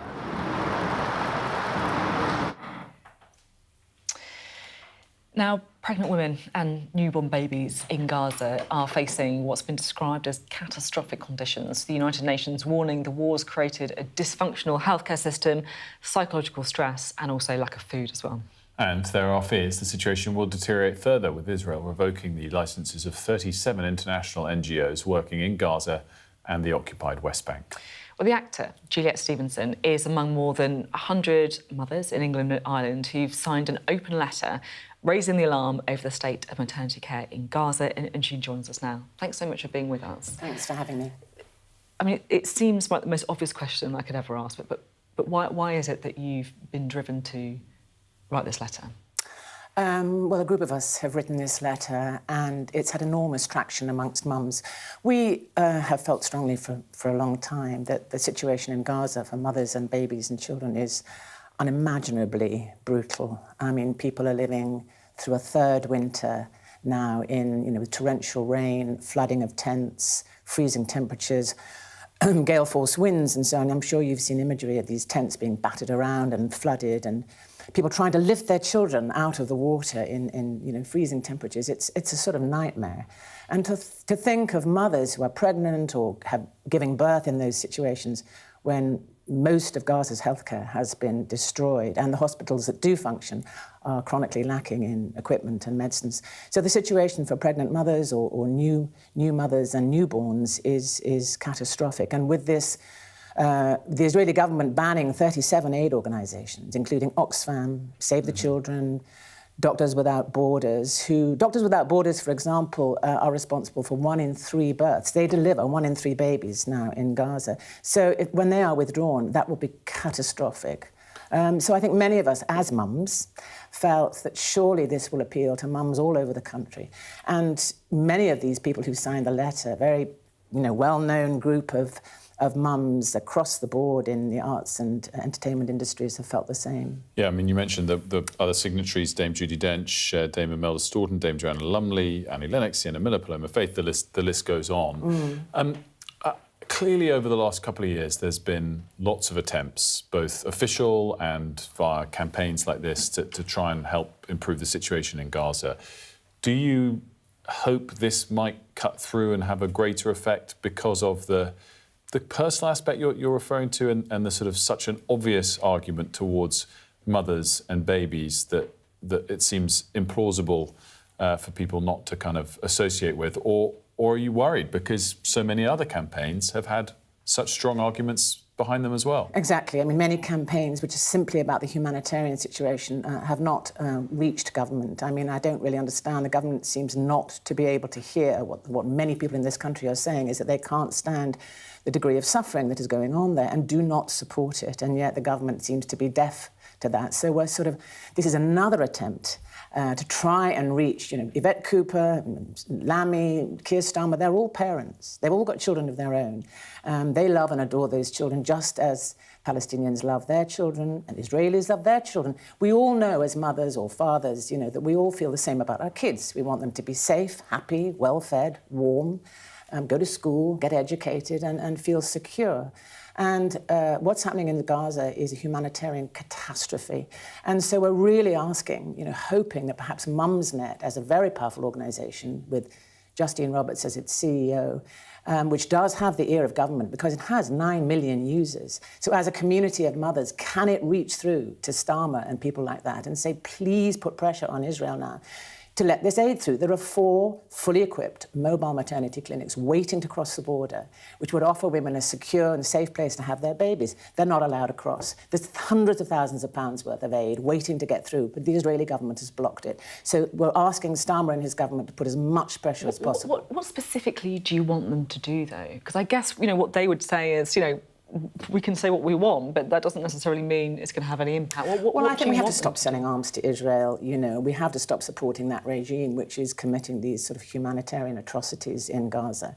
I mean, we are still supporting the Israeli government, and it's, Keir Starmer says things, but the words are kind of meaningless unless you actually follow them up with actions. And I think we just have to stop being such an ally and such a supporter militarily. Military terms and commercial terms, I would say, that we have to start taking action and not just mouthing hollow language, because it's not meaningful if you're trying to survive as a mum or dad in Gaza. It's meaningless. All over the world, people are saying things, but unless they start doing them, it's pointless. So I think we're really asking to put your money where your mouth is if you care about these families, these mums and children, and do something. Where are we at with this? This is a letter you're publishing today, or it's being handed over to the government, or...? So the letter is an open letter to Justine Roberts, who's the CEO, who's is going to meet me very soon. She's very kindly agreed to meet me, and I think this letter's gone to the press yesterday and today. Hopefully it will gather strength from mothers who are watching and who feel strongly that, they identify and empathise with those mums in Gaza and want to do something. I just want to end with talking a bit about the conditions of the mums, as you say. We start the interview, I think we saw the image of that little baby on, what looked like a sort of life support machine, and you look at those newborns and you think, obviously, about how vulnerable they are, how vulnerable to disease, to being hungry, all that stuff. And also, I guess, from the mum's perspective too, because if you're feeding a child, then you need food to do that. I mean, many of the mothers in Gaza are very, very malnourished and starving. Those babies are arriving prematurely and very, very weak and incredibly below. Their weight is very, very low. They don't stand a great chance of surviving. Infant mortality has gone up by 75%, and the miscarriage rate has gone up 300%. And, even if children get ill, children that could survive injury or disease are not surviving because they're so malnourished. I mean, it's a desperate situation in Gaza. So we're really asking mums everywhere to go on to Mumsnet's website and express what they feel about this, and really ask for this letter to be published and to have some traction, hopefully, with government. OK, thank you very much indeed. Great to have you on the show. Thank you. Stevenson. Now, Iran's regime is facing an ever-growing threat to its authority as military support begins to soften and the country's economy goes into freefall. But look, there's a lot of violence around the protests, of course, with at least 36 people killed, more than 2,000 others detained by the authorities. A photographer was horrifically injured, for example, when police raided a hospital as well. کسایی هم که قدرت دستشونه گردنشونو کردن توی بیت المال و خودشون و اطرافیانشون دارن از اون میبلعن و برای مردم تنگ دستم نسخه ساده زیستی و پاک دستی تجویز میکنن. We're delighted that John Sparks is here with us in studio to, I guess, recap everything that's happened in the last week or so, if you can. I mean, where are we at with the scale and, I guess, persistence of these protests against the regime in Iran? Yeah, I mean, it's been under the radar, and there's a lot going on in the world right now. But massive protests, they've grown very quickly in number, and the geographical spread began in Tehran. It really is a national revolt now. And the stuff the regime has been trying to persuade people to go home or using brute force, that stuff just isn't working at all. I think we've got the culmination of a bunch of different things. You've got a really severe economic crisis going on in Iran, hyperinflation, the collapse of the currency. But it means that some basic foodstuffs, bread and rice, they have now become unaffordable for a lot of people. And I think the other thing that's going on is you've got this sort of deep political frustration in the country. The feeling amongst a lot of people that the leaders, the clerics, and the lay people that they appoint to run Iran, they just don't get it. They just don't get what it's like for them. They don't recognize basic human rights for women, for example, who don't want to wear the hijab or conservative dress. But there are also people who can't provide water and electricity. So there's this gulf, I think, this breach that is growing between the people, and I think between the people, and I think between the leadership, and that's not getting any closer. John, I guess my question is this any different this time? Because we've seen protests in Iran before. What's your sense? Could there be a regime change? How serious is the situation? What is going on?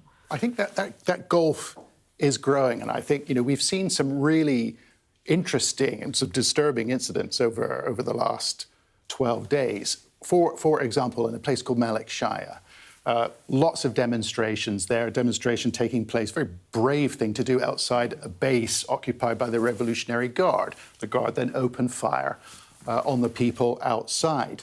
To try and get those protesters, the police then enter a hospital. They come in, they want to arrest the people who've been injured, but they also want to take the bodies away of dead protesters and take them out so they can prevent displays of public mourning. And I think that works to infuriate people, absolutely infuriate people. And I think it is the case in Iran now that a lot of people feel like they've got nothing to lose.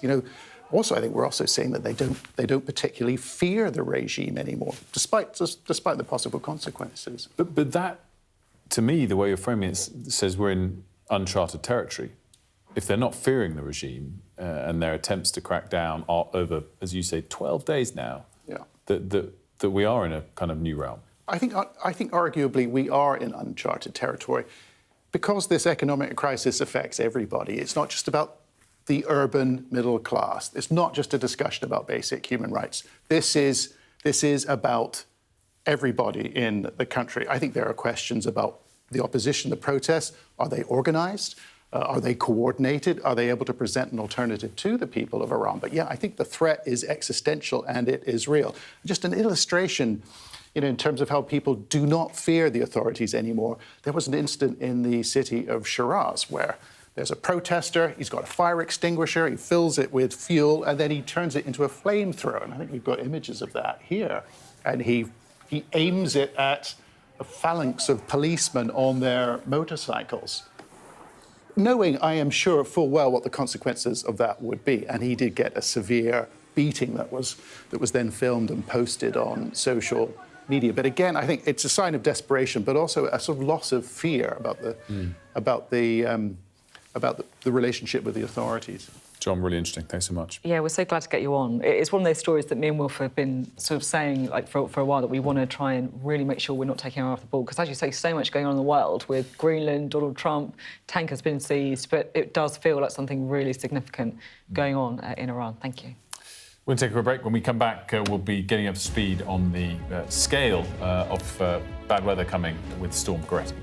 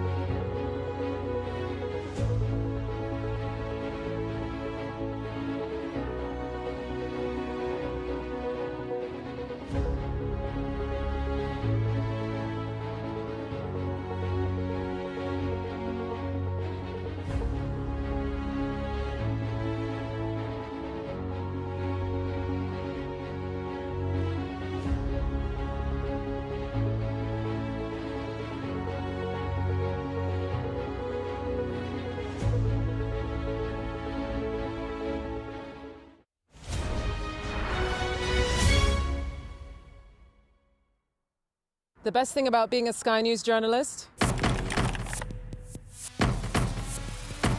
They call him the king of the jungle. Being a Sky News journalist. Yusra Al-Baghir has this report. And this is what's left of it. As a woman of colour, how did the Harris campaign speak to you? People risk their lives to speak to us for this report. Mr. Zuma, Sky News. We're trying to see as much as we can. The best thing about being a Sky News journalist? I'm going to take you behind the scenes here for Election Night Live. They have gone up and up. Being a Sky News journalist. Ed Conway, Sky News, is anyone going to talk to us? Mortgage rates did go up very sharply during your time in office. Here it is. First off, just the scale of what we're looking at. Our data shows it's been happening. Question is, why it hasn't been stopped. Welcome back. The US has seized 2 oil tankers linked to Venezuela, claiming they were part of an illegal shadow fleet carrying oil in breach of international sanctions. Well, many Venezuelans around the world are still grappling with the question of what comes next for their country following the capture and arrest of former President Nicolas Maduro. Well, joining us now, Cristobal Picon-Ball, a journalist at the Caracas Chronicles. Thanks so much for joining us. So much that we could discuss here. I guess my first question is just to have you frame for us what Maduro did for Venezuela and your kind of assessment of the scale of that and whether his removal is a good or a bad thing. Yeah, sure. So the central thing here is that Maduro has been a very, thanks for having me on your show, of course, Will.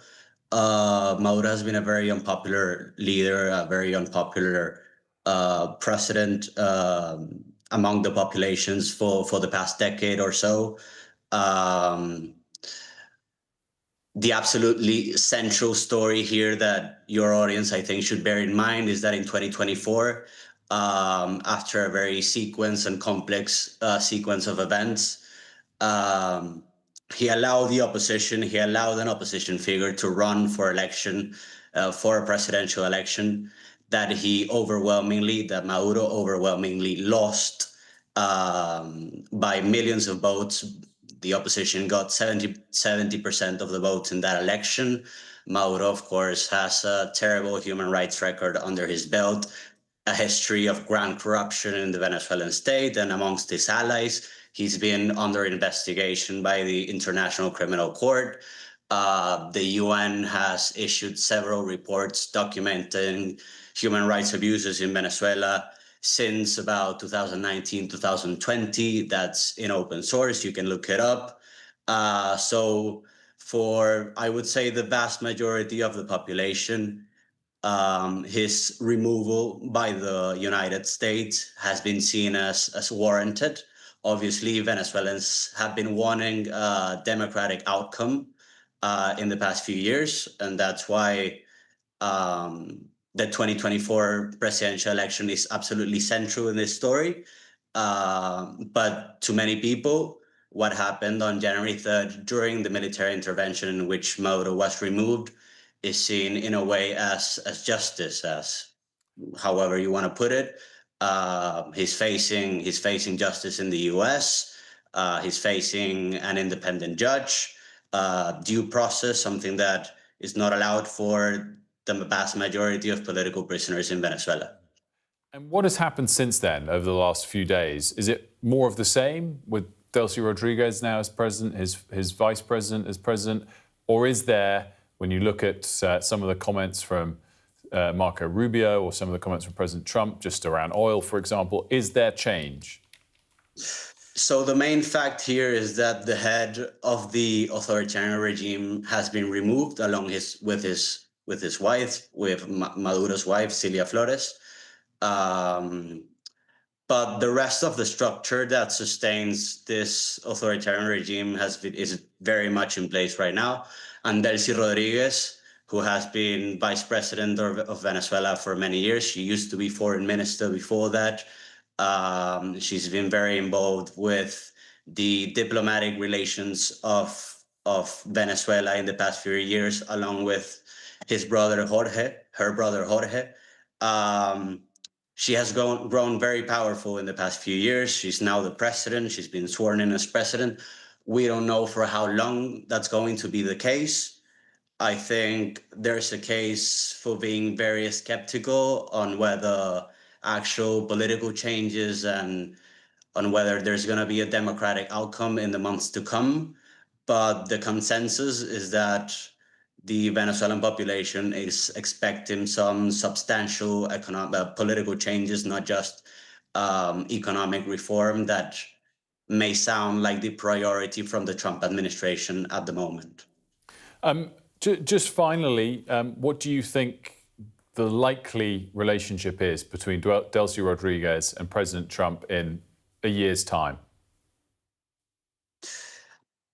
So I think what we should bear in mind is that what happened on January 3rd was a scenario that I think very few people expected among Venezuela observers and both domestic and foreign analysts. Maduro has been removed, but the regime, as I said, is still very much in power. Very much the main power players are still there. We cannot predict what's going to happen in a week's time or even in a month's time. So there's no point in me telling you what can be done. I think the Trump administration is very, very mindful that it also has a midterm election in November this year, and the timing in which they have to push the Delcy Rodriguez regime to bring about change and concrete commitments in Venezuela. That's very important to them. But I wouldn't risk to discuss potential scenarios within a year. Cristobal, thank you so much for joining us. We appreciate it. Thank you, Will. Well, it's been freezing and there's been an awful lot of snowy, frosty, icy weather as well. And the first named storm of the year is expected to hit much of the UK today. So we've got some more extreme weather to come. Storm Goretti, which is actually named by the French Meteorological Service, if you're wondering why it's called that, it could cause major travel disruption. Why did they get to name it? I have no answer, but I'm going to try and find out. Oh, me too. I'm quite intrigued. Yeah. If you know, then tell us. Now, amber weather warning surface. Apparently it's because it got to France first. Yeah, our director knows more than we do. There you go. Goretti sounds more Italian than French. It's causing amber weather warnings, Yeah, whether it is. it's French or Italian, for snow issued across the UK, covering parts of Wales and Midlands and South Yorkshire. And there's also a number of yellow weather alerts for snow and ice too. What would be the British name if we went with that? With a G? Giles? I was going to say Gerald. George. Lots of options. As much as 30 centimetres of snow is expected to fall in the Midlands, coupled with gusts of 50 to 60 miles per hour, while parts of northern Scotland have already been cut off completely. Well, Shaman is braving the cold for us this morning from Derby. Good morning to you, Shaman. Oh, wow, what's the backdrop there? Good morning to you both. Well, the backdrop behind me is a mountain of gritting salt. I'm currently at a depot where many workers have been loading up their trucks with tons of this gritting salt ready to hit the roads and to stock up some of those bins as well. I'm told that around 4,000 tons of this stuff is usually stored in this barn, but you can tell that there's already been a considerable dint made already, half full or half empty, depending on your perspective. Workers told me they've been out pretty much every day gritting roads and stocking up those bins since Christmas. Actually, it's been an extraordinarily busy period for the team working here. And as you say, today they are bracing for the first storm of the year, described by the Met Office as a multi-hazard event with multiple weather warnings in place. We have a yellow weather warning for snow and wind red issued by the Met Office, as well as a amber weather warning for snow and wind also issued by the UK Health Agency, with Storm Goretti expected to throw all kinds of weather at us, including heavy rain, strong gusts of winds and, of course, snow. Much of Wales and the Midlands is likely to be largely affected, with many of those warnings coming into place tonight at 8 p.m. and into tomorrow morning. Shimon, great stuff. Thank you very much. They could have gone with Guillaume as well, the French, had they desired to. I thought you were going to sing an English name there. I was like, I haven't heard this one before. That's the French for William. Is it? Yeah. There you go. Linguist. Show that off. There you go. Lots of names, lots of potential French names for the storm. But look, the serious point, I guess, is that it is pretty dangerous conditions out there, so do keep safe. Now, the government is making cyber flashing a priority offence under the Online Safety Act. So that means that tech platforms will need to proactively block unsolicited nude images before they reach users. So in other words, you can't just find them in your timeline if you don't want to see it. Our science and technology reporter Mickey Carroll has this report. Many people, especially women, will be familiar with cyber flashing. You go online, see a new message, and without warning, realise you've been sent an unwanted picture of someone's genitals. Sending images like that without consent is already illegal, but now the government's making it a priority offence. So the bar is much higher on what platforms need to do, and specifically they need to do three things. Assess the risk of cyber flashing specifically, proactively take steps to prevent it rather than reacting after it's happened, and build some of the safety against cyber flashing into the design of their products as well. Most, if not all, platforms already have this kind of tech in place to stop images being sent to the source. So does this actually change anything? Yeah, I think it does. There's been a drop in cyber flashing as a result of it already being an offence under the Online Safety Act. By making it a priority offence, we want to stamp it out even further. We have the deception detector that we mentioned. Cyber flashing isn't particularly hard to stop from a technology point of view. We see that they send an image, and that image has this prompt that says the image might be explicit. The dating app Bumble has been filtering lewd messages since 2019 and open-sourced the technology 4 years ago. Essentially, we trained it on a data set of both like lewd, non-lewd images. We've been able to achieve a model with a pretty high accuracy, above 98%. People can report cyber flashes to the police, and Ofcom can take action against platforms for allowing it. But since cyber flashing became illegal, the conviction rates have been very low. And that's despite it being a massive problem. 4 in 10 women say they've received a lewd image online. So will these changes give them the help that they need? It could have an effect if it is properly enforced. So this is the very welcome first step. You make it a priority offence, but the most significant aspect is it going to be enforced? And that comes down to the regulator Ofcom, because unfortunately what we see is there's other priority offences. There's harms like rape pornography, there's non-consensual intimate imagery. None of this should be on the platforms now, but it still is, because the Online Safety Act and Ofcom has just not yet enforced it properly. Women and girls are facing hostility and sexual harassment online every day. It's now down to the regulator to do something about it. Mickey's with us now. I mean, look, there's just so much moving this year on all of these stories about unsolicited images, about AI manipulating images. How seriously do you think the tech firms are taking it? I mean, so yesterday I went to Bumble to see what they were doing around cyber flashing, and they've had tech in place for years to stop that specific offence. And actually, the technology now isn't that hard to employ because of AI, which I know a lot of the time we talk about it being a negative thing, but actually in terms of things like this, it can be really helpful.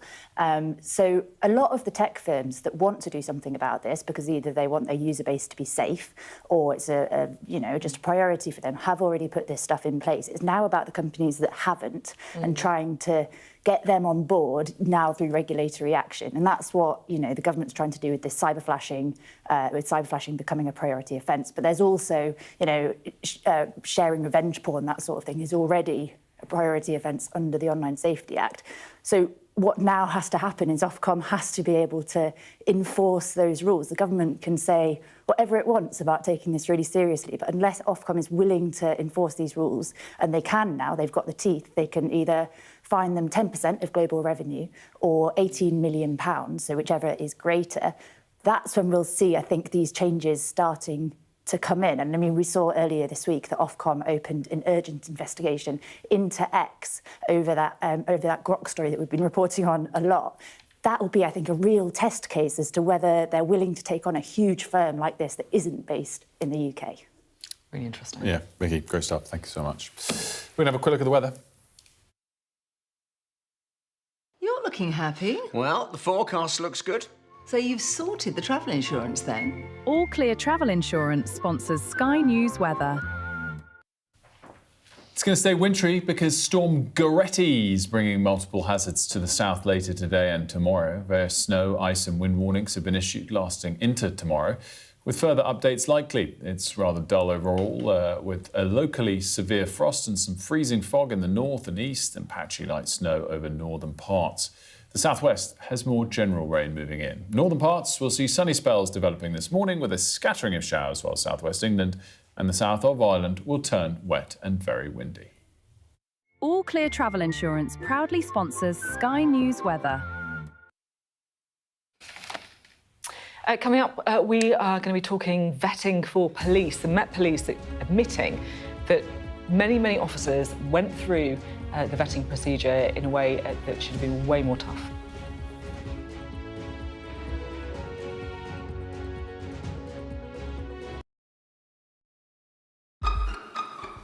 We've got your Sunday mornings covered. From the front page and the sounds of the streets to the voices of the people who make the major calls and big picture politics beyond Westminster. We'll put you at the heart of our story. I'm ready. Are you? Join me, Trevor Phillips, Sunday mornings on Sky News. A lifeline for millions of people living on both sides of one of the most volatile international borders. It's dams like these that have become inflection points between the two nuclear-armed neighbors, which could potentially lead to water wars in the future. A terror attack has shattered the peace and tranquility of Kashmir. At least 26 people have been killed and as many injured when militants fired upon them. I'm Neville Lazarus and I'm Sky's reporter based in Delhi. The old and young, all weary after being trapped for days as the worst floods have hit Kerala in a century. 3 days we are on a rooftop. They have no food, nothing. The roads have been inundated. The only way out is to get people by boat. There have been reported deaths and many injuries, several critical. Many families will grapple with the unimaginable loss of one of the worst disasters in India's aviation history. The spiraling violence between two nuclear-armed neighbors that harbor decades of hostility just seems to be getting worse by the day. Garbage dumps like this not only threaten the lives of millions of people, but also pose a deadly consequence on the environment and climate. It is a source of death, decay, disease and pollution for hundreds of thousands of people living in its shadows. There is so much disease because of this garbage. Sometimes it's so difficult to just breathe. Companies like these are helping India in its trajectory to be a serious player in space exploration. Over the next 45 days, an estimated 400 million Hindu pilgrims are expected to converge here in Prayagraj on the banks of the holy river Ganga and Yamuna. It's a real kaleidoscope of people from all walks of life. What's the best thing about being a Sky News presenter?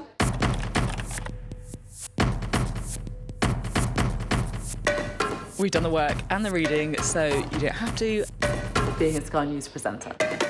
Hello and welcome. Westminster, the heart of British politics.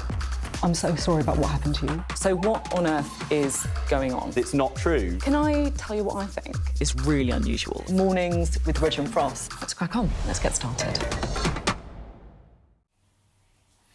Now, there's been a review into the way Met police officers were recruited in the past, and it's found thousands have been recruited without proper vetting checks. And look, some of them went on to commit serious crimes. Pressure to recruit more officers quickly is being blamed for weaker standards. The Home Secretary has asked the Chief Inspector of the Constabulary to look at how these failures happened. Well, the former head of recruitment and training for the Metropolitan Police, Stephen Roberts, joins us now. It's quite shocking, I have to say, if you look at some of the crimes these Met police officers have been involved in. Has it surprised you? Has it shocked you? Sadly, it didn't. I could see this coming. I'm afraid it's a very, very painful lesson for chief officers that when they give expert advice to politicians, they really have to stick by that advice and not give in to the pressure to produce results quickly, results that are, well, we can see the consequences of it, I'm afraid. I mean, I'm really interested if you could expand on that for us. So who's to blame for how this unfolded? Is it the government of the day, and who in the government in particular, for putting undue pressure on an employee, the head of the police, to hit these hiring targets? Or is it the head of the police for caving, or some putting in the recruitment department, or what? I'm afraid nobody comes out of this well. I mean, the reality is, before the Uplift programme, vast numbers of police officers and the civil staff that do the recruiting had to be let go, in effect. So numbers had fallen. Numbers had fallen of police officers, but numbers had fallen of the expert people who recruit. Recruiting police officers isn't easy. It requires very detailed work. It requires lots of clerical checks because we know from experience, and we know from the experience of other police forces, that if you recruit a lot of people quickly, you run a severe risk of recruiting people who are utterly unsuitable. If you don't weed out the bad ones that are applying, and that takes judgment and it takes a lot of work, then you will have problems in the future. We saw it in the New York Police Department when they recruited an extra 5,000 officers very quickly in the late 90s. Have we seen it as well with the ICE case? We've obviously got this very, very high-profile story here. The Immigrations and Customs Enforcement agents in the United States, there's been pressure to build up their numbers. Yes, there has. I'm very reluctant to criticise a foreign law enforcement body on the basis of only having seen a video. They have different laws, they have different training, they have different circumstances. But yes, of course it's a problem. Bring it back to here and what needs to happen next. Do we still need a lot more police officers? And how quickly can, 1,000 new police officers, how long would that take to do it properly? And I guess my question is, how long will it take us to get to the right number? Well, the problem you have with recruiting is that you're not just recruiting to increase numbers. You're recruiting to replace the people who, in the normal course of events, are retiring anyway. Now, during my time, and I don't think it will have changed very much, we were losing on retirement between 2,500 and 3,500 officers every year. Wow. So simply to keep the numbers up, you've got to recruit that number. If you have the Home Office saying, well, we want an extra 5,000 officers in total, then you're looking at starting to get towards the sort of 6,000-7,000 a year to recruit. That's a lot of people from what is actually a relatively small pool of good, genuine recruits. I just had another question on this, thinking it through. Is it wrong for all of us involved in, covering politics to allow the targets to be about recruiting officers? It should really just be about cutting crime, and there shouldn't be a focus on it. That's exactly right. It's the quality of policing and what you do with the officers you've got that really matters. Obviously, there's a minimum point where you simply can't provide any sort of service at all. At the moment, demand seems to be rising. Public expectations, quite rightly, are rising. So there will always be an appetite in the police service, as there is in the health service, to have more people. But they've got to be the right people. They've got to be properly managed and properly led. Thanks so much. It's been really interesting to talk and get your perspective. Now, it's the end of the Ashes. Honestly, I just want to forget the whole thing ever happened and to sweep it from my memory like it was a bad dream. But it feels right to mark it in some way.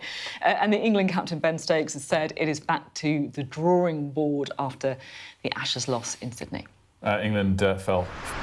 We've started losing more. We've not won the big series that we want to be winning. And when a trend is happening on a consistent basis in the way that you don't want it to happen, then that's when you do need to go back and go look at the drawing board and make some adjustments that you think is going to get us back on the path of success again.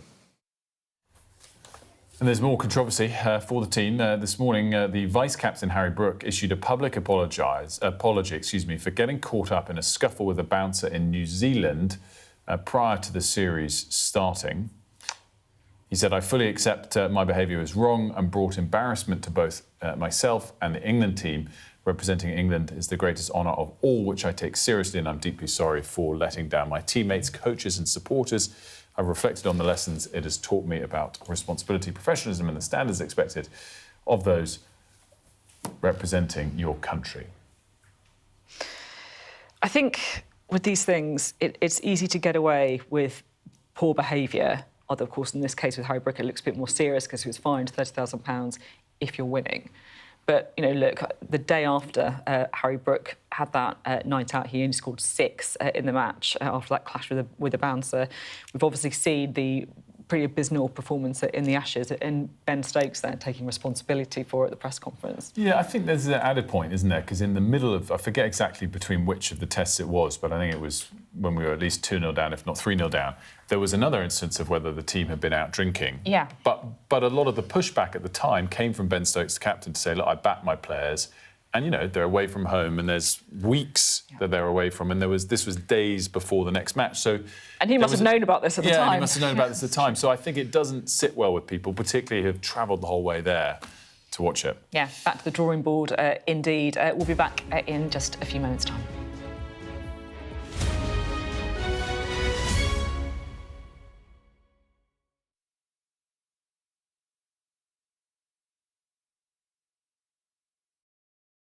What's the best thing about being a Sky News journalist? Who's funnier? Being a Sky News journalist. A special edition of The World with me, Yalda Hakim. Pakistan has the right to respond. You're like, what? Historic day here today. Congratulations, this is a huge moment. But what happens now?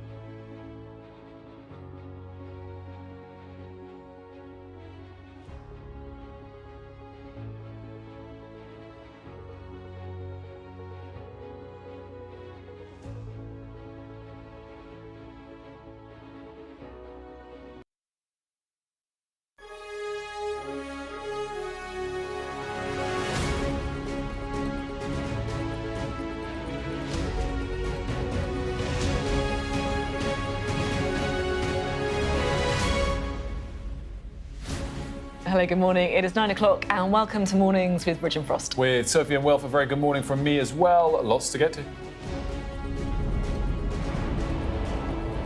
Outrage and tensions on a knife edge in the US city of Minneapolis after a woman is shot dead by an immigration agent. The UK Armed Forces helped the US seize an oil tanker in the Atlantic with links to Venezuela.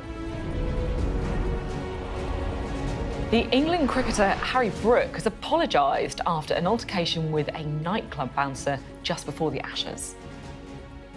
Also today, comedian Josh Berry will join us to talk about masculinity and the lengths men go to avoid expressing their emotions and hopefully bring some comedy too. Yeah, I think so. We're also going to be taking you through the front runners ahead of the Golden Globes Awards.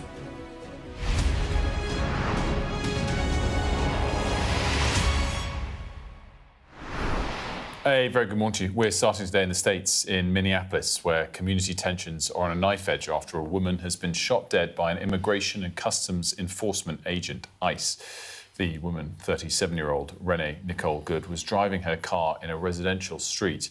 The Department of Homeland Security said she was a violent rioter who tried to run over ICE agents and was shot after she tried to weaponize her vehicle. Well, Donald Trump has defended the officers. He said the killing was in self-defence, but there's been fury, of course, in the city. The mayor, Jacob Frey, had some pretty strong language. He actually said that ICE should get the F out of Minneapolis. The city has closed all schools today in an abundance of caution. Warning, this report from Martha Kellner shows the moments around the shooting. On a residential street in Minnesota, protesters used their cars to block immigration agents carrying out raids. What happens next is shocking.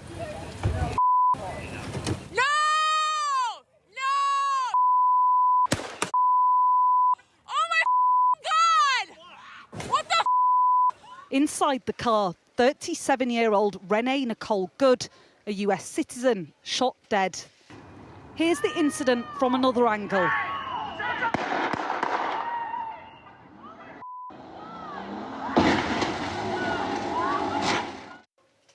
A bullet hole through the front windscreen. The facts of what happened here are being disputed. The Trump administration says she was trying to ram officers. You shot someone in the face! Do you have a conscience? Others say she was executed trying to drive away. Can I go check a pulse? No! Back up! Now! I'm a physician! A man identifying himself as a doctor appears to be denied access to the scene. We have medics on scene. We have our own medics. Where are they? Where are they? How can I relax? You just killed my neighbor! Emergency services try in vain to resuscitate her as the scene is sealed off. Jesus. This was the reaction of the president.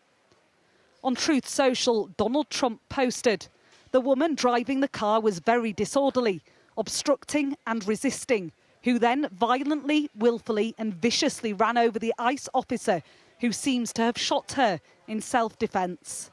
How do you show up to work every day? Minnesota has been the focus of raids carried out by ICE immigration agents in recent days. The Democratic mayor of Minneapolis having his say. They are already trying to spin this as an action of self-defense. Having seen the video of myself, I want to tell everybody directly, that is bull. There's little I can say, again, that'll make this situation better, but I do have a message for our community, for our city, and I have a message for ICE. To ICE, get out of Minneapolis. Protesters let their feelings be known. Police using tear gas in an effort to disperse the crowd. And as night fell, a vigil grew, marching through the streets of this city. Candles and flowers have been put here to mark the exact spot where Renee Nicole Good's car crashed after she was shot dead. People coming here to pay their respects, some of them chanting her name. This is a city in mourning, but it's also a city on edge. The detail of what happened here may be in dispute, But it's clear it's unlocked renewed rage about Donald Trump's immigration policy. And once more highlighted just how polarised this country is. Martha Kellner, Sky News, Minneapolis. And look, we'll bring you updates on that story, of course, as they continue throughout the day. The Defence Secretary has said that the British Armed Forces supported a US operation to seize an oil tanker sailing under the Russian flag in the North Atlantic. So this is one of the so-called sort of shadow fleets, like unregistered tankers taking oil, avoiding sanctions. It was known as the Marinera, previously called Bella One, linked to Venezuela, and it was captured as it travelled through waters between Iceland and Scotland. Here's our US correspondent, David Blevins. Pre-dawn in the Caribbean, a helicopter swirls around a Venezuelan-linked oil tanker, US forces rappelling onto the deck, patrolling for potential threats as they seize the ship. In the Atlantic, another tanker, this one Russian-flagged, is also taken by the US after a 2-week pursuit, an undeniable escalation in a conflict with Moscow. And these are the men in charge, the Secretary of State and the Defence Secretary, fresh from a briefing with lawmakers on the military intervention in Venezuela. Some senators who were in that briefing describing your operation variously as that you're winging it, that there's no plan for Venezuela going forward, or that this is all about enriching America. That's what you always say when it's the other party. The bottom line is we've gone into great detail with them about the planning. We've described it to them. In fact, it's not just winging it. It's not just saying or speculating it's going to happen. It's already happening. Understand, they are not generating any revenue from their oil right now. They can't move it unless we allow it to move because we have sanctions, because we're enforcing those sanctions. Some believe now seizing a Russia-flagged ship is a direct challenge to Vladimir Putin. But Republican senators are on message. We had made it very clear that there was no oil going in and out. This is our hemisphere, not Russia's. If they're going to operate here, we'll know they're operating here, and they will not call our bluff. We will stand up strong. It's not just your hemisphere, though, is it? Well, it's the Western Hemisphere, and there's no army or navy that's going to protect it better than we will. Where's that oil going, sir? Is that oil going to the Venezuelan people, or is it going to the US? Yeah, that's the hope. No, this is for the stability of the Venezuelan people, and they've been robbed of that, again, by a communist dictator for far too long. But as an American senator, the interests of the United States of America is my chief concern. This is an insane plan. They are talking about stealing the Venezuelan oil at gunpoint for a period of time undefined as leverage to micromanage the country. In Venezuela, they're reeling from the attack, clearing debris from US strikes, listening to Washington for clues about what happens next. David Blevins, Sky News in Washington. Well, Mari's here with us to reflect on quite a significant British involvement with all of this. Yeah, absolutely. We were supplying intelligence to the US and facilitating and allowing them to use our military bases, for instance, to assist them. And so we were, anything but neutral when it comes to this operation. And that's really quite in stark contrast to what we saw in terms of the UK government's reaction to Venezuela. John Healey yesterday in the chamber was very clear that there was a legal basis for the action yesterday, and therefore that was not contentious or in question. And they were really, really keen to stress that. And then, Sophie, you were speaking to Pat McFadden this morning about this, and you were trying to get a bit of clarity as to what's going on, why are we doing this, what's the decision-making process behind this, the thinking behind this. And Pat McFadden was basically arguing that we've got to be pragmatic and real about our relationship with the US, but also about actually why these things might be helpful for us as a nation when it comes to defence and security. The United States is a reliable ally. We believe that to be the case. We see that every day, but we also know the world is changing, and we've got to step up, and Europe's got to step up. And actually, President Trump, he may have his own style. He's not the first US president to say that. And I think the thing that we've really got to understand about this new world is that hard and soft power have to go together, and you have to have the capability to exercise both. So Pat McFadden there basically saying we need hard power, we need soft power, and that's nothing new. We've always talked about the difference and the kind of winning combination of the two. But what he was kind of leaning toward was that actually hard power is quite helpful, and we need to not shy away as a nation from using our hard power and not actually forget that we do have quite a lot to offer when it comes to hard power, and we can't necessarily always be the nice guy. So the thing that I find quite fascinating on a broader perspective is it feels that Donald Trump in the US administration is almost slightly gently pushing the UK government into perhaps being a little bit more strong and robust, at least kind of performatively, globally, than perhaps they were originally planning on being or were comfortable with being. And now they're talking much more about the fact that actually this is the reality of what we have to do. And actually there are these big concerns about these shadow fleets in different parts of the seas nearing the UK, the influence of Russia and Iran and the way that they are using them to essentially kind of illicitly get extra cash as far as the UK government is concerned to, you know, fund terrorism and fund a war in Ukraine. And so that's what I found fascinating, really, is the UK government's position feels that it is hardening, perhaps slightly because of Trump. Really interesting. Mario, as always, thanks so much. Well, meanwhile, Downing Street says Keir Starmer set out his position on Greenland in a phone call with President Trump. It comes after the White House refused to rule out using military force to take over the island, arguing that the US must control it to ensure its own security. Set out his position. It's a very diplomatic way of putting a conversation with two men who are absolutely poles apart on this. And the US Secretary of State Marco Rubio as well confirmed he plans to meet with Danish officials next week. So we'll have to see how that one goes as well. Maybe there'll be more setting out of a position. Our International Affairs editor Dominic Waghorn has been speaking to Greenlanders. This is his report. As a snowstorm moves in on its capital, a diplomatic crisis is swirling round Greenland, exposed like never before, and pulled between a predatory America and prevaricating Europe. Greenlanders deeply resent Donald Trump once again threatening to seize their country. I think he's very good at making a fuss about things, so everybody keeps talking about it, just like now. He's very good at that. And I think that's his purpose, to do stuff like that, to make people uncomfortable. But you don't take him seriously? No, not at all. We're part of NATO, so if he does something, they're gonna back us up. He's a bad individual, just saying we're something he has to get. I think it's not the way of treating people like we're small mice or something like. There's anger at an official level too. We should prepare for the worst and hope for the best. And a message to President Trump from a member of the ruling coalition. I think we're not a business, we're a people. We're a people with our own country and culture, language. We are not a product. So I think people should really think about that. I know Donald Trump is a businessman, but Greenland is not a product. We're a people, and that should be taken very seriously, and that should be respected.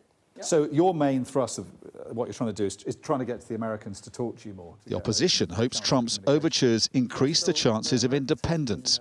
We should be the people that is in focus here. And when the Greenlandic people have shown time and again that we want independence, we should explore the possibilities for independence in our current situation. When we were here almost a year ago, there was an unease about Donald Trump, but people weren't taking him all that seriously. This time round, though, there is a sense that the threat he poses is becoming a lot more real. Trying to keep up.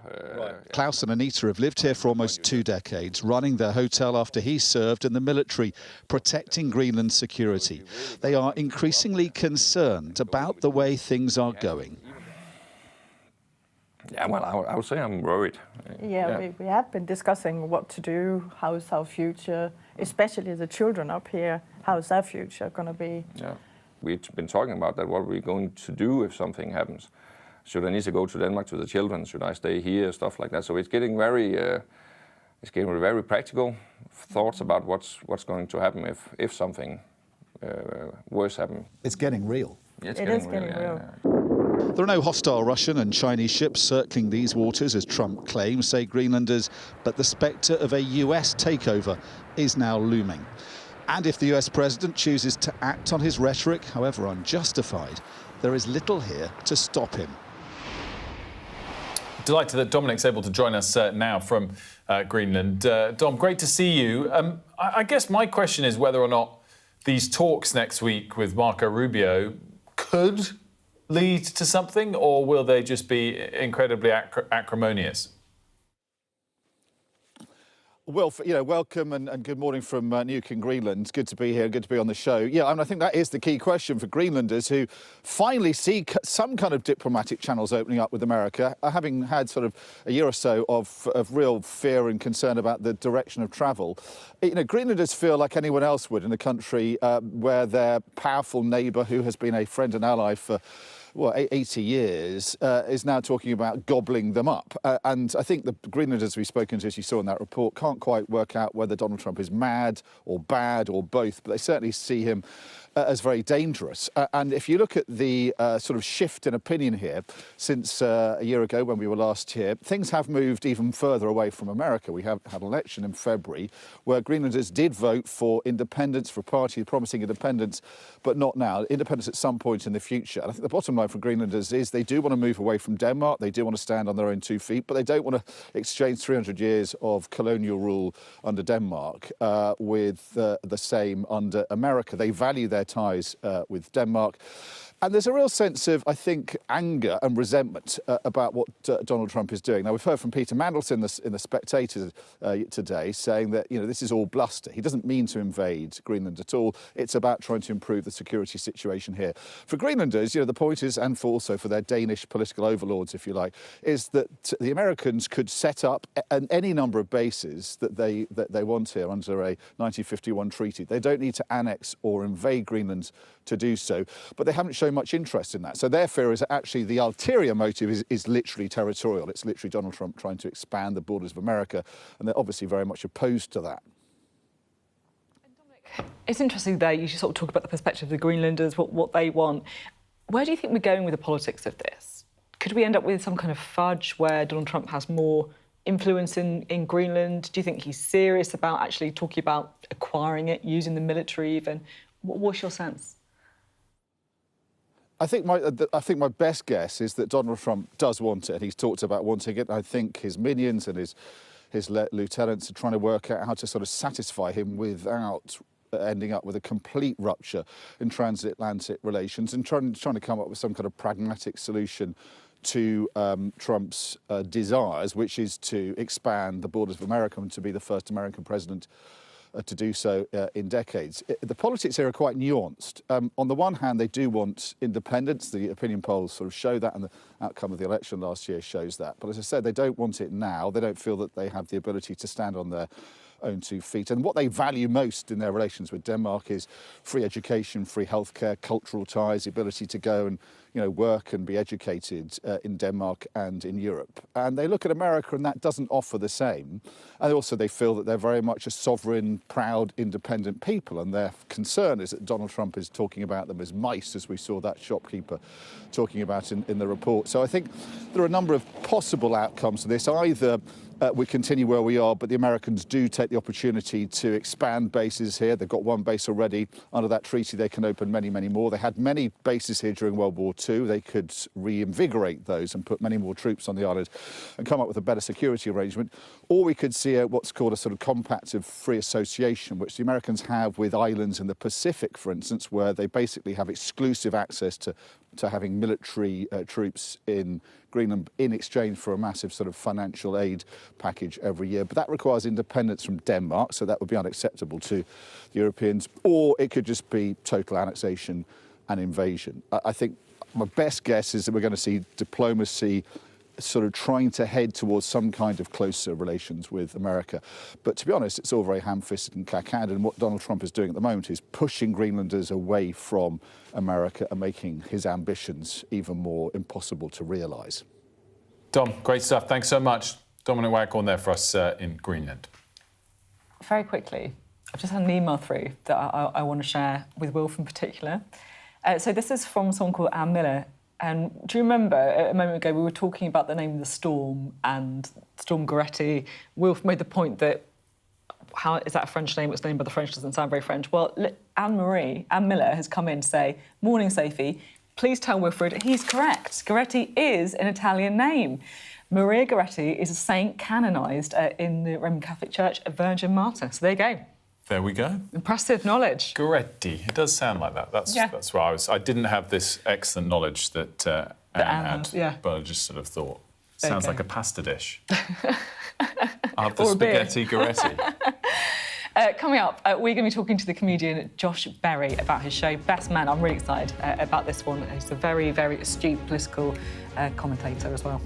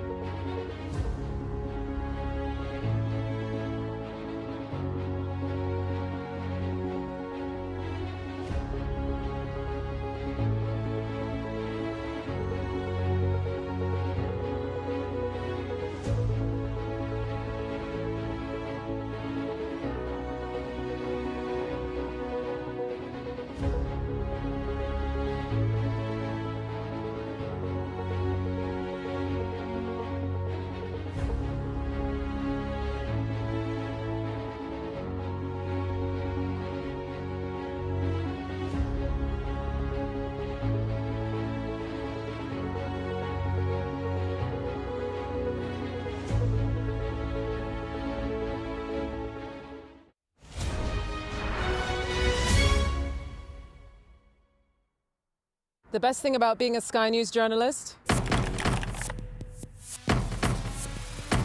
They call him the king of the jungle. Being a Sky News journalist. Yusra Al-Baghir has this report. And this is what's left of it. As a woman of colour, how did the Harris campaign speak to you? People risk their lives to speak to us for this report. Mr. Zuma, Sky News. We're trying to see as much as we can. The best thing about being a Sky News journalist? I'm going to take you behind the scenes here for Election Night Live. They have gone up and up. Being a Sky News journalist. Ed Conway. Sky News, is anyone going to talk to us? Mortgage rates did go up very sharply during your time in office. Here it is. First off, just the scale of what we're looking at. Our data shows it's been happening. Question is, why it hasn't been stopped. Welcome back. We can talk to the opposition now. Joining us is the Shadow Chancellor, Sir Mal Stride. So we heard from the government earlier explaining why they're bringing in this scrapping of the two-child benefit cap. And I guess they would argue that what they want to do is to take benefits away from people who can go out to work and make sure they're not penalising people who've got no choice in any of this, children. Well, no, I think this is the wrong decision, and I'll tell you why. Because basically, if you scrap the cap, what you're really saying is that people are going out not on benefits, working hard, paying their taxes, etc. When it comes to having a large family, they have tough financial decisions to take. But if you're on benefits, you're on universal credit, doesn't matter how many children you have, the state will step in and pick up the cost of that through the benefit system. And I don't think that's fair. It's not. And I guess the kids, they can't go out and work, can they? So we want to get child poverty down, and we did that when we were in government, but we did it through creating well-paid jobs. 4 million jobs were created under the last Conservative government. It's much better to use work and getting people off benefits into work as the approach to getting poverty down. What was child poverty when the Conservatives entered office and when you left office? So you're saying it fell? You can look at it as a percentage of particular cohorts. So, for example, the whole population or pensioners or children, etc. And the percentage of those cohorts that were in poverty, absolute poverty, after housing costs reduced across the period 2010 to 2024. But it was driven by people going into work. And if you can make work pay, so spend less on the benefits bill, more on getting people's taxes down, getting business taxes down, growing the economy, then that's the way to drive a stronger economy at the same time as bringing poverty down. Can I talk about some of these international issues? Yes, of because course. it's been an extraordinary start to the year. Donald Trump has captured the Venezuelan president and put him on trial. He's made threats about acquiring Greenland. Is he still a reliable ally?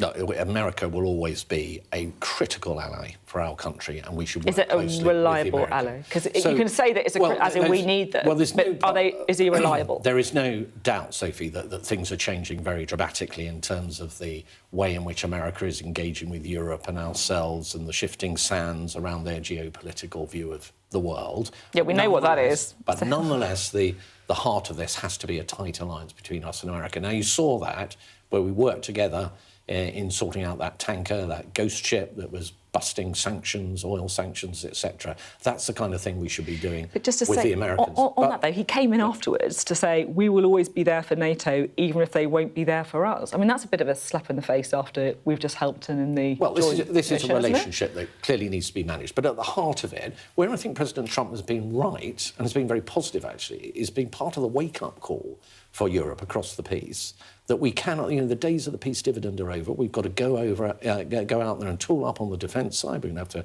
commit more resources to defence, cooperate better across the European continent in that context if we're to stand up to Vladimir Putin. But on things like Greenland, of course, Greenland's and Denmark's sovereignty should be respected. No country should be in a position where it is saying, whichever country it is, that when it comes to a democratic, free, sovereign nation, that they're simply going to go in and take that territory.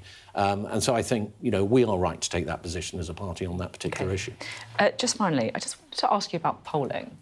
Because it feels like, if you look at the recent polling, the Conservatives' polling is, I think it's fair to say, is stabilised a bit after going down. You've overtaken Labour in some polls. Reform still, of course, has a commanding lead. Is the country moving to the right? I think there are various things that are happening. I think there's clearly very great level of concern about net migration and illegal migration. And whether that's a left-right issue, you can take your own view on that. I think the economy is becoming more and more central. People concerned about the fact that living standards are under more and more pressure. And that's benefiting reform as well, you think? Businesses. Well, no, I think this is part of you call it stabilisation. I think there's a slight recovery in the Conservative position, but I don't want to get carried away with that. It's a long time to the next general election. But at the heart of that is us going out there and explaining how we have a plan to get on top of things like the benefits bill so we can get taxes down and drive growth in the economy and make people better off. And showing we have a serious grown-up plan for doing that, I think, is part of the Conservative recovery that we may be seeing the early signs of. We'll see. But let's not get too carried away. Yeah, exactly. We have a lot of work to do. Still pretty poor historically. We have a lot of work to do, but we're doing that work. OK, must try. Thank you very much indeed. Coming up, we're going to be looking ahead to Golden Globes season this weekend. We're going to have all the runners and riders for awards season.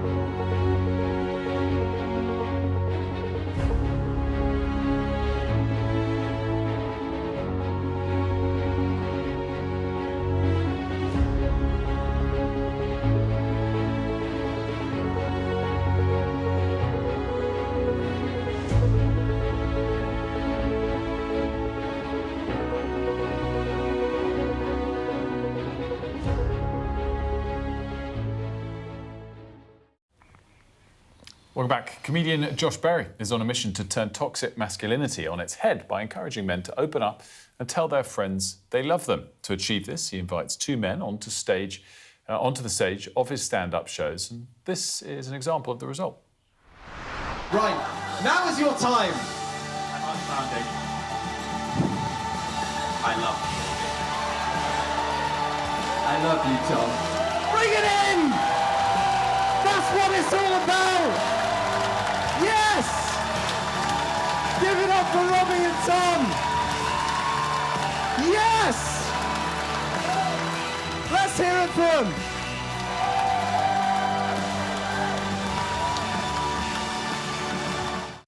I love this. I should say, Josh, I'm a massive fan of your work as well. If you don't know Josh, he does these very, very funny sketches on Instagram, other social media sites as well. I was just going to say, by the way, you get two people that already know each other to do this. Yes. Yeah, just this is not about to happen. Yeah. It's not about to happen. Do you tell your friends that you love them, Will? I don't, no. Oh. But No, do you sounds like I love need them? Yeah, I guess so. I mean, I tell my brother I love him. Yeah, that counts. No, I'm all for trying it. I think this is a very good point. Our director says he loves me. Steady on, mate. But no, I mean, I guess central to your point on this is that we are all too much behind walls, and that you think that's directly linked to the growth of sort of a more toxic masculinity. I think so. I mean, I think we often talk about kind of male isolation and male loneliness and don't really discuss why that's happening, like structurally. And I think often it is actually often like a sort of homosexual anxiety a lot of men feel because they're afraid that expressing love for their friends is in some way, you know, not archetypally masculine. And so that was what I wanted to try and kind of unpick. Yeah. And you do it through your comedy as well, I guess, sort of putting kind of mirror up against some of the more ridiculous behaviours that we see, is it fair to say? Yeah, because I think, I don't know, this topic has been discussed obviously very earnestly and very seriously, but I think there's a lot of very humorous elements to it. There's a lot of dissonance in masculinity. It's so performative and yet also deeply terrified of doing anything that isn't sort of, manly. Do you tell your friends you love them as well, then? I do, yeah. I mean, this show was kind of, as well as forcing men to do it, it was about me talking about my journey of telling my best friend that I love him when I was made his best man. And the fact that I found that very difficult. Because we all have it within us, I think, this reservation around expressing love in that way. Do you think comedy has made it possible to break the ice on that? Is it an easier way to get through it because it's not just the serious point? Yeah, I think it kind of... Well, comedy's seductive, right? So it allows you to kind of soften people a little bit and make points that maybe they would be not really turned on to if you weren't being funny with it. So, yeah. And how did it go on the... Have you ever had any really awkward moments on the stage where people just haven't been able to do it? Yeah, how do you select the two people as well? Yeah. Normally, young men are quite pliable, I've found. Older men are a little bit more... More barriers. Yeah, they're way more barriers. They're just trickier. They'll be much more like, if you talk to them, they'll just be like, don't talk to me. And you learn that doing stand-up for years. They'll just be like, I don't want to talk to you. I used to go to a lot of stand-up, but I always would sit at the back and slouch down. Because as a tall, posh bloke, you just get eviscerated. If you picked up... Well, as a tall, posh bloke... exactly. This is where at least there's a bit of strength in there. So we can't mock tall, posh people too much today. We're all for tall, posh Solidarity, people. Absolutely. Standing up against Gary's economics. Can I talk to you a bit... He's been on the show, friend of the show. We love all... No, I love him. Everyone. I love him and I agree with everything he says. My house in Islington. Can we talk about politicians, please? Because do we see different masculinity on display with our politicians? I don't know if there's anyone that you fancy, impersonating. Maybe we can try and guess who you're going to do. I don't know. I just miss the days. I mean, I had a long routine in the show about how I miss the days of Boris Johnson and the kind of virility that Boris Johnson had, obviously, we know the numbers, we know how many kids he has. And there was something very sort of masculine about that, and he was quite funny, and obviously he was a bin fire of a prime minister, but there was something, kind of virile about him. And Keir Starmer, by comparison, I feel like is quite repressed.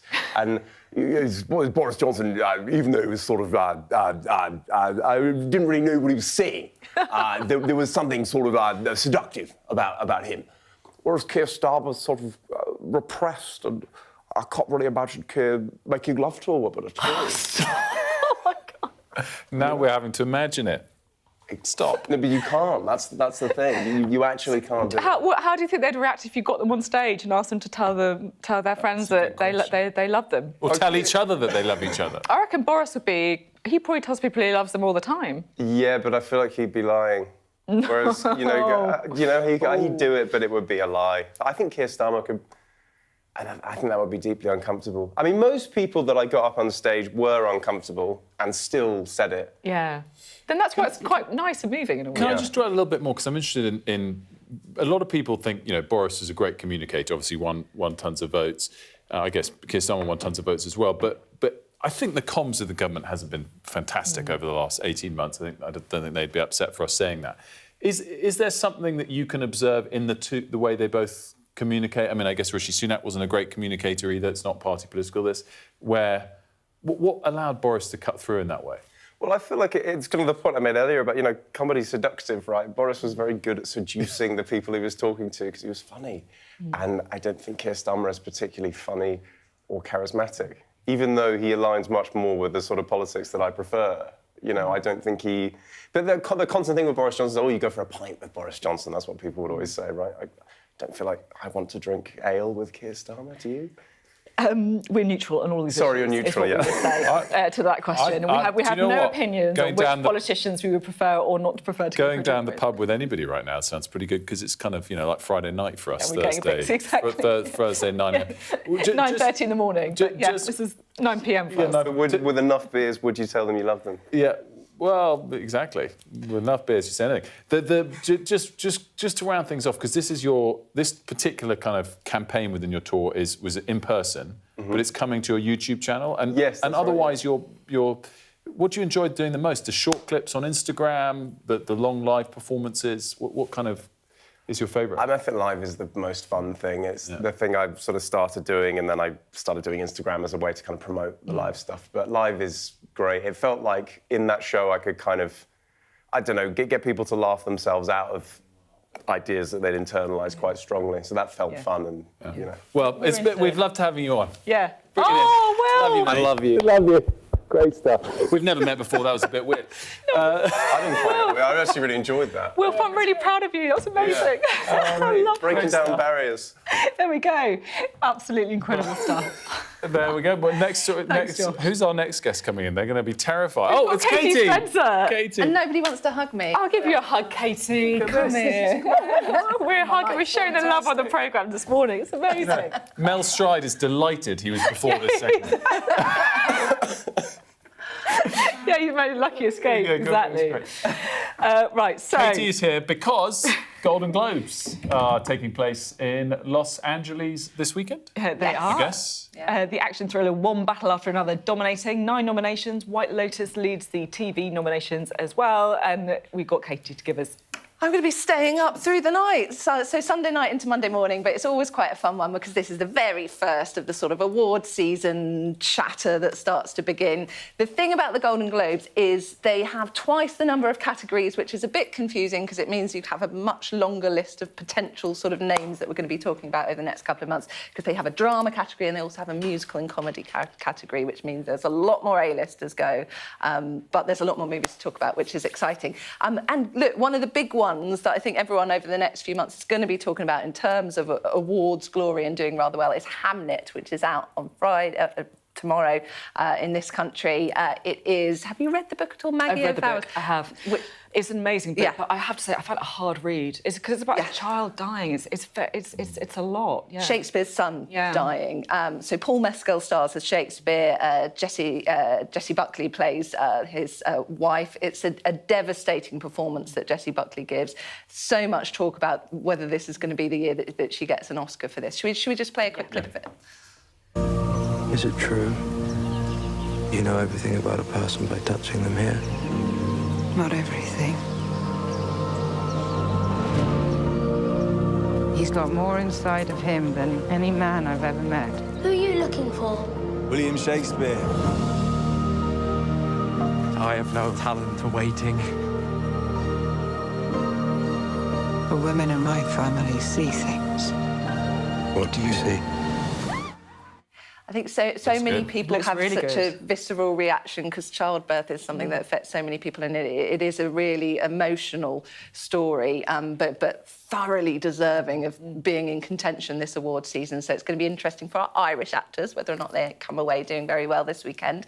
But One Battle After Another, which is a big Leonardo DiCaprio vehicle, which came out before Christmas. Have you seen it? Yeah, but I think I saw it in the summer, didn't it? No, before Christmas, Wilf. It's been a long couple of months working with me on the show, Wilf. It's felt like a year. Well, I saw this in the cinema. I think, maybe it came streaming in Christmas. Yeah, well, no, but it was out in the cinema just like a month before that, I think. Paul Thomas Anderson, so it's the same director that did Boogie Nights, that did There Will Be Blood as well. It is just it's really good. an instant classic, isn't it? It's brilliant. Leonardo DiCaprio plays this former revolutionary who's... Benicio's the best.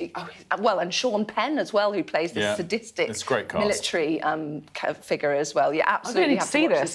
This is a good sell. The cast is brilliant. The plot is just fantastic, and it just does feel like it's a film. A lot of the times we talk about sort of awards films, and they can be a bit forgettable because sometimes it's more the performance that's recognised rather than the film.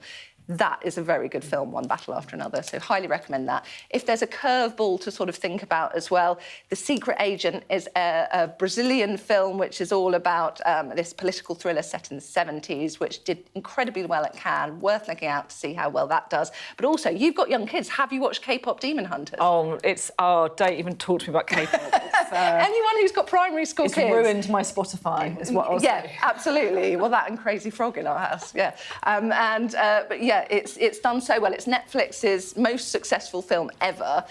Everyone is thinking it's going to get Oscars as well. It seems to be picking up Best Song and Best Animation. I joke about it. It is actually great, K-pop Demon Hunters. It's a great film. It really is, I would say. But it has infiltrated most young people's lives as well. It's all they talk about in the playground. It's also, they have like K-pop Demon Hunters parties as well, where you learn choreography and stuff. So that's going to be Who's hosting? Oh, the same comedian that did it last year, and I've forgotten who it is, but she was great, and she'll be good again. So it's not Ricky? Not Ricky, no. Ricky's really up for one, though. He's nominated for his comedy. There you go. Oh, there we go. Great to have you, Katie. Lovely to get... I've got a few to add to my list there of films. There you go. We've got to talk about cricket, sadly, because we've lost the Ashes, and I just want to forget about the whole thing. We lost it a while ago. Yeah, we did, but it's all over now, at least, so we can just move on. England captain Ben Stokes has given a press conference where he said it's all back to the drawing board. You know, we've started losing more. We've not won the big series that we want to be winning. And when a trend is happening on a consistent basis in the way that you don't want it to happen, then that's when you do need to go back and go look at the drawing board and make some adjustments that you think is going to get us back on the path of success again. I mean, he's talking about going back to the drawing board, and there are big questions about Bazball, the whole style of cricket, the team, whether they sacked the wrong people, kept the wrong people, but also the behaviour of the players and the culture too. We, of course, saw the antics over in Australia, but also this morning, the Telegraph reporting that Harry Brook has apologised for embarrassing myself and the team after an altercation with a nightclub bouncer in New Zealand. So not at the Ashes, but just before the Ashes. Yeah, but I think particularly the focus on this is it was before a one-day match, which was a warm-up match for the Ashes, which he was captain of the one-day side. So it's for even if it didn't happen again during the Ashes tournament, it's disappointing to a lot of people that they weren't perhaps as focused on the games as they should have been. Yeah. Let's have a look at the weather. I hope we haven't forgotten anything. Travel insurance, I tick that box. Yeah, but remember what you forgot last year. All Clear Travel Insurance sponsors Sky News weather. It's going to stay pretty wintry with Storm Goretti bringing multiple hazards to the south later today and tomorrow. Snow, ice, wind and rain warnings have been issued, including some amber alerts. And parts of Wales and northern and central England look most at risk of disruptive snow tonight. Cornwall could see damaging 90-mile-an-hour gusts this evening as well. South-west Britain, the south of Ireland are going to have a wet and windy start to the afternoon. Other southern parts look murky and damp. Elsewhere, though, it will be drier and brighter. All Clear Travel Insurance proudly sponsors Sky News weather. Still to come, we're going to be continuing our coverage of the NHS maternity failings, and in particular speak to men who have been overlooked in this.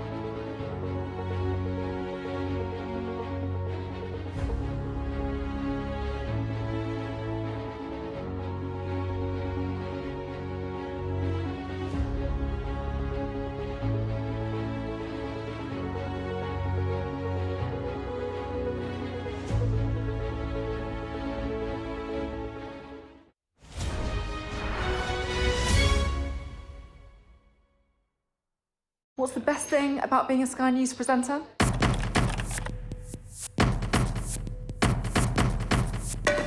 We've done the work and the reading, so you don't have to. Being a Sky News presenter. Hello and welcome. Westminster, the heart of British politics. I'm so sorry about what happened to you. So what on earth is going on? It's not true. Can I tell you what I think? It's really unusual. Mornings with Ridge and Frost. Let's crack on. Let's get started.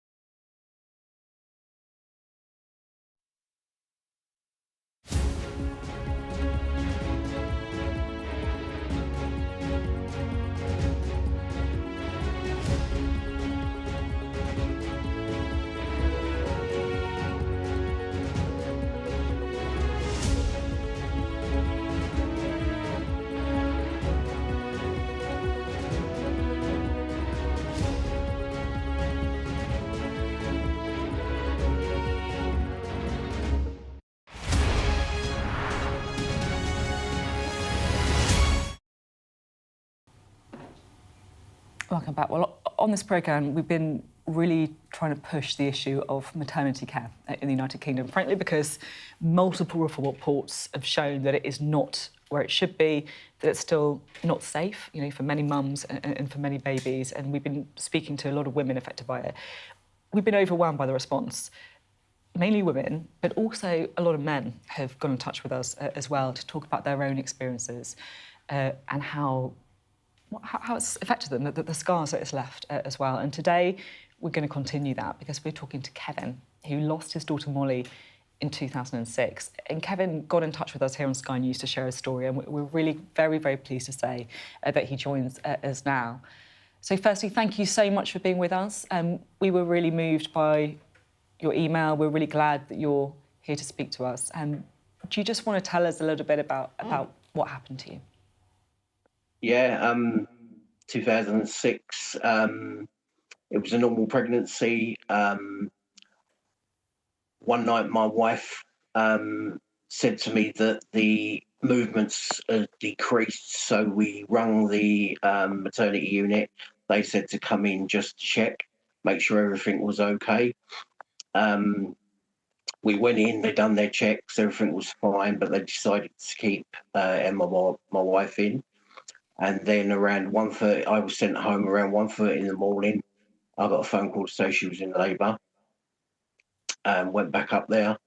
Around 5 o'clock in the morning, I think it was, they were doing a trace, and one of the midwives said, nothing to worry about, but baby's passed some meconium. At the time, I was quite a geek. I'd read all the books, and I realised that meconium meant the baby was in distress. But they didn't seem concerned, so I wondered if I had it wrong. Then the next few hours were a blur. Eventually, Emma tried to give birth. They used pontoons, and I can't think the other thing what that was called. Couldn't get her out, so they rushed her in for a C-section.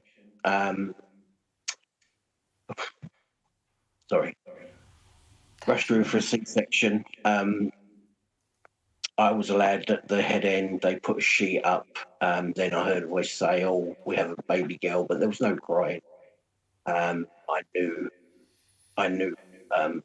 it wasn't good. They took Molly over to the corner of the room where they looked like they were working on her. They blocked my view so I couldn't see, and then they told us, sadly, Molly died. And Kevin, it's sort of so heartbreaking hearing you talk about this. I guess in the days and weeks afterwards, not only were you totally and utterly devastated yourself, you also had to be there to support your wife.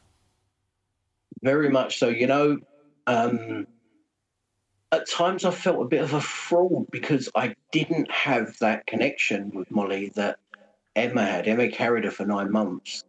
So, yeah, there was times I felt a bit of a fraud, and when people came around to see us, everyone was, "How's Emma? How's she doing?" And I get that. And I was the same. I was making sure Emma was okay, and I was trying to be strong. But I got left behind, and I didn't care for myself. I was too busy caring for Emma. And it's affected me. Once you lose a child, you're never, ever, ever the same. There's a piece of you that's gone forever. I suffer with PTSD now. If I have a baby cry, if I hear a baby cry, I can smell the theatre we was in when they done the C-section. It's very difficult, but I think nowadays it's easier to talk about your feelings than it was then. And I urge all the men to, you know, God forbid if anyone else loses a child, you know, make sure you're okay as well as your wife, girlfriend. It's such great advice, and you speak so eloquently and so movingly. And I also just wanted to say as well, there have been other men who've contacted us as we've been doing this story and spoke about their own feelings in this way. And I just know that how you're speaking today is going to help other people who are going through like the worst thing imaginable, and our hearts go out to you. We've seen the picture of your other daughter, which I think we can show. Absolutely, I love this picture. Look at that smile. But I can also appreciate that this is something that obviously, you know, you'll always remember Molly as well. What needs to happen? If you could have a moment to kind of call for anything, what would you say? I think there needs to be more staff, basically, because it seemed to be very short-staffed.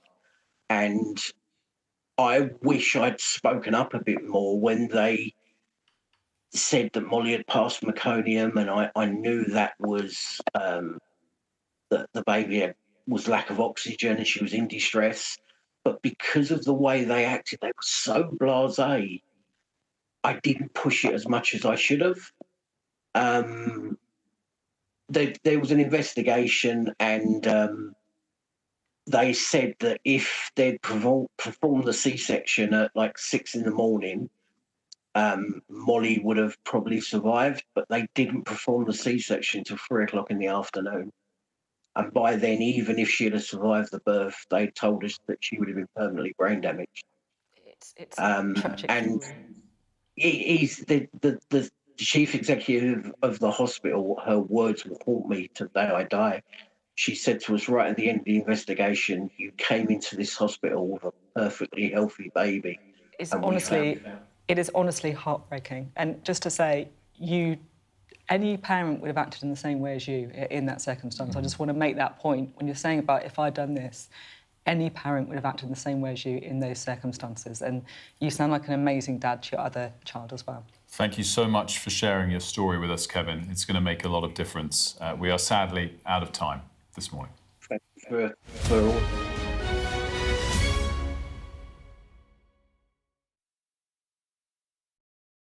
What's the best thing about being a Sky News journalist?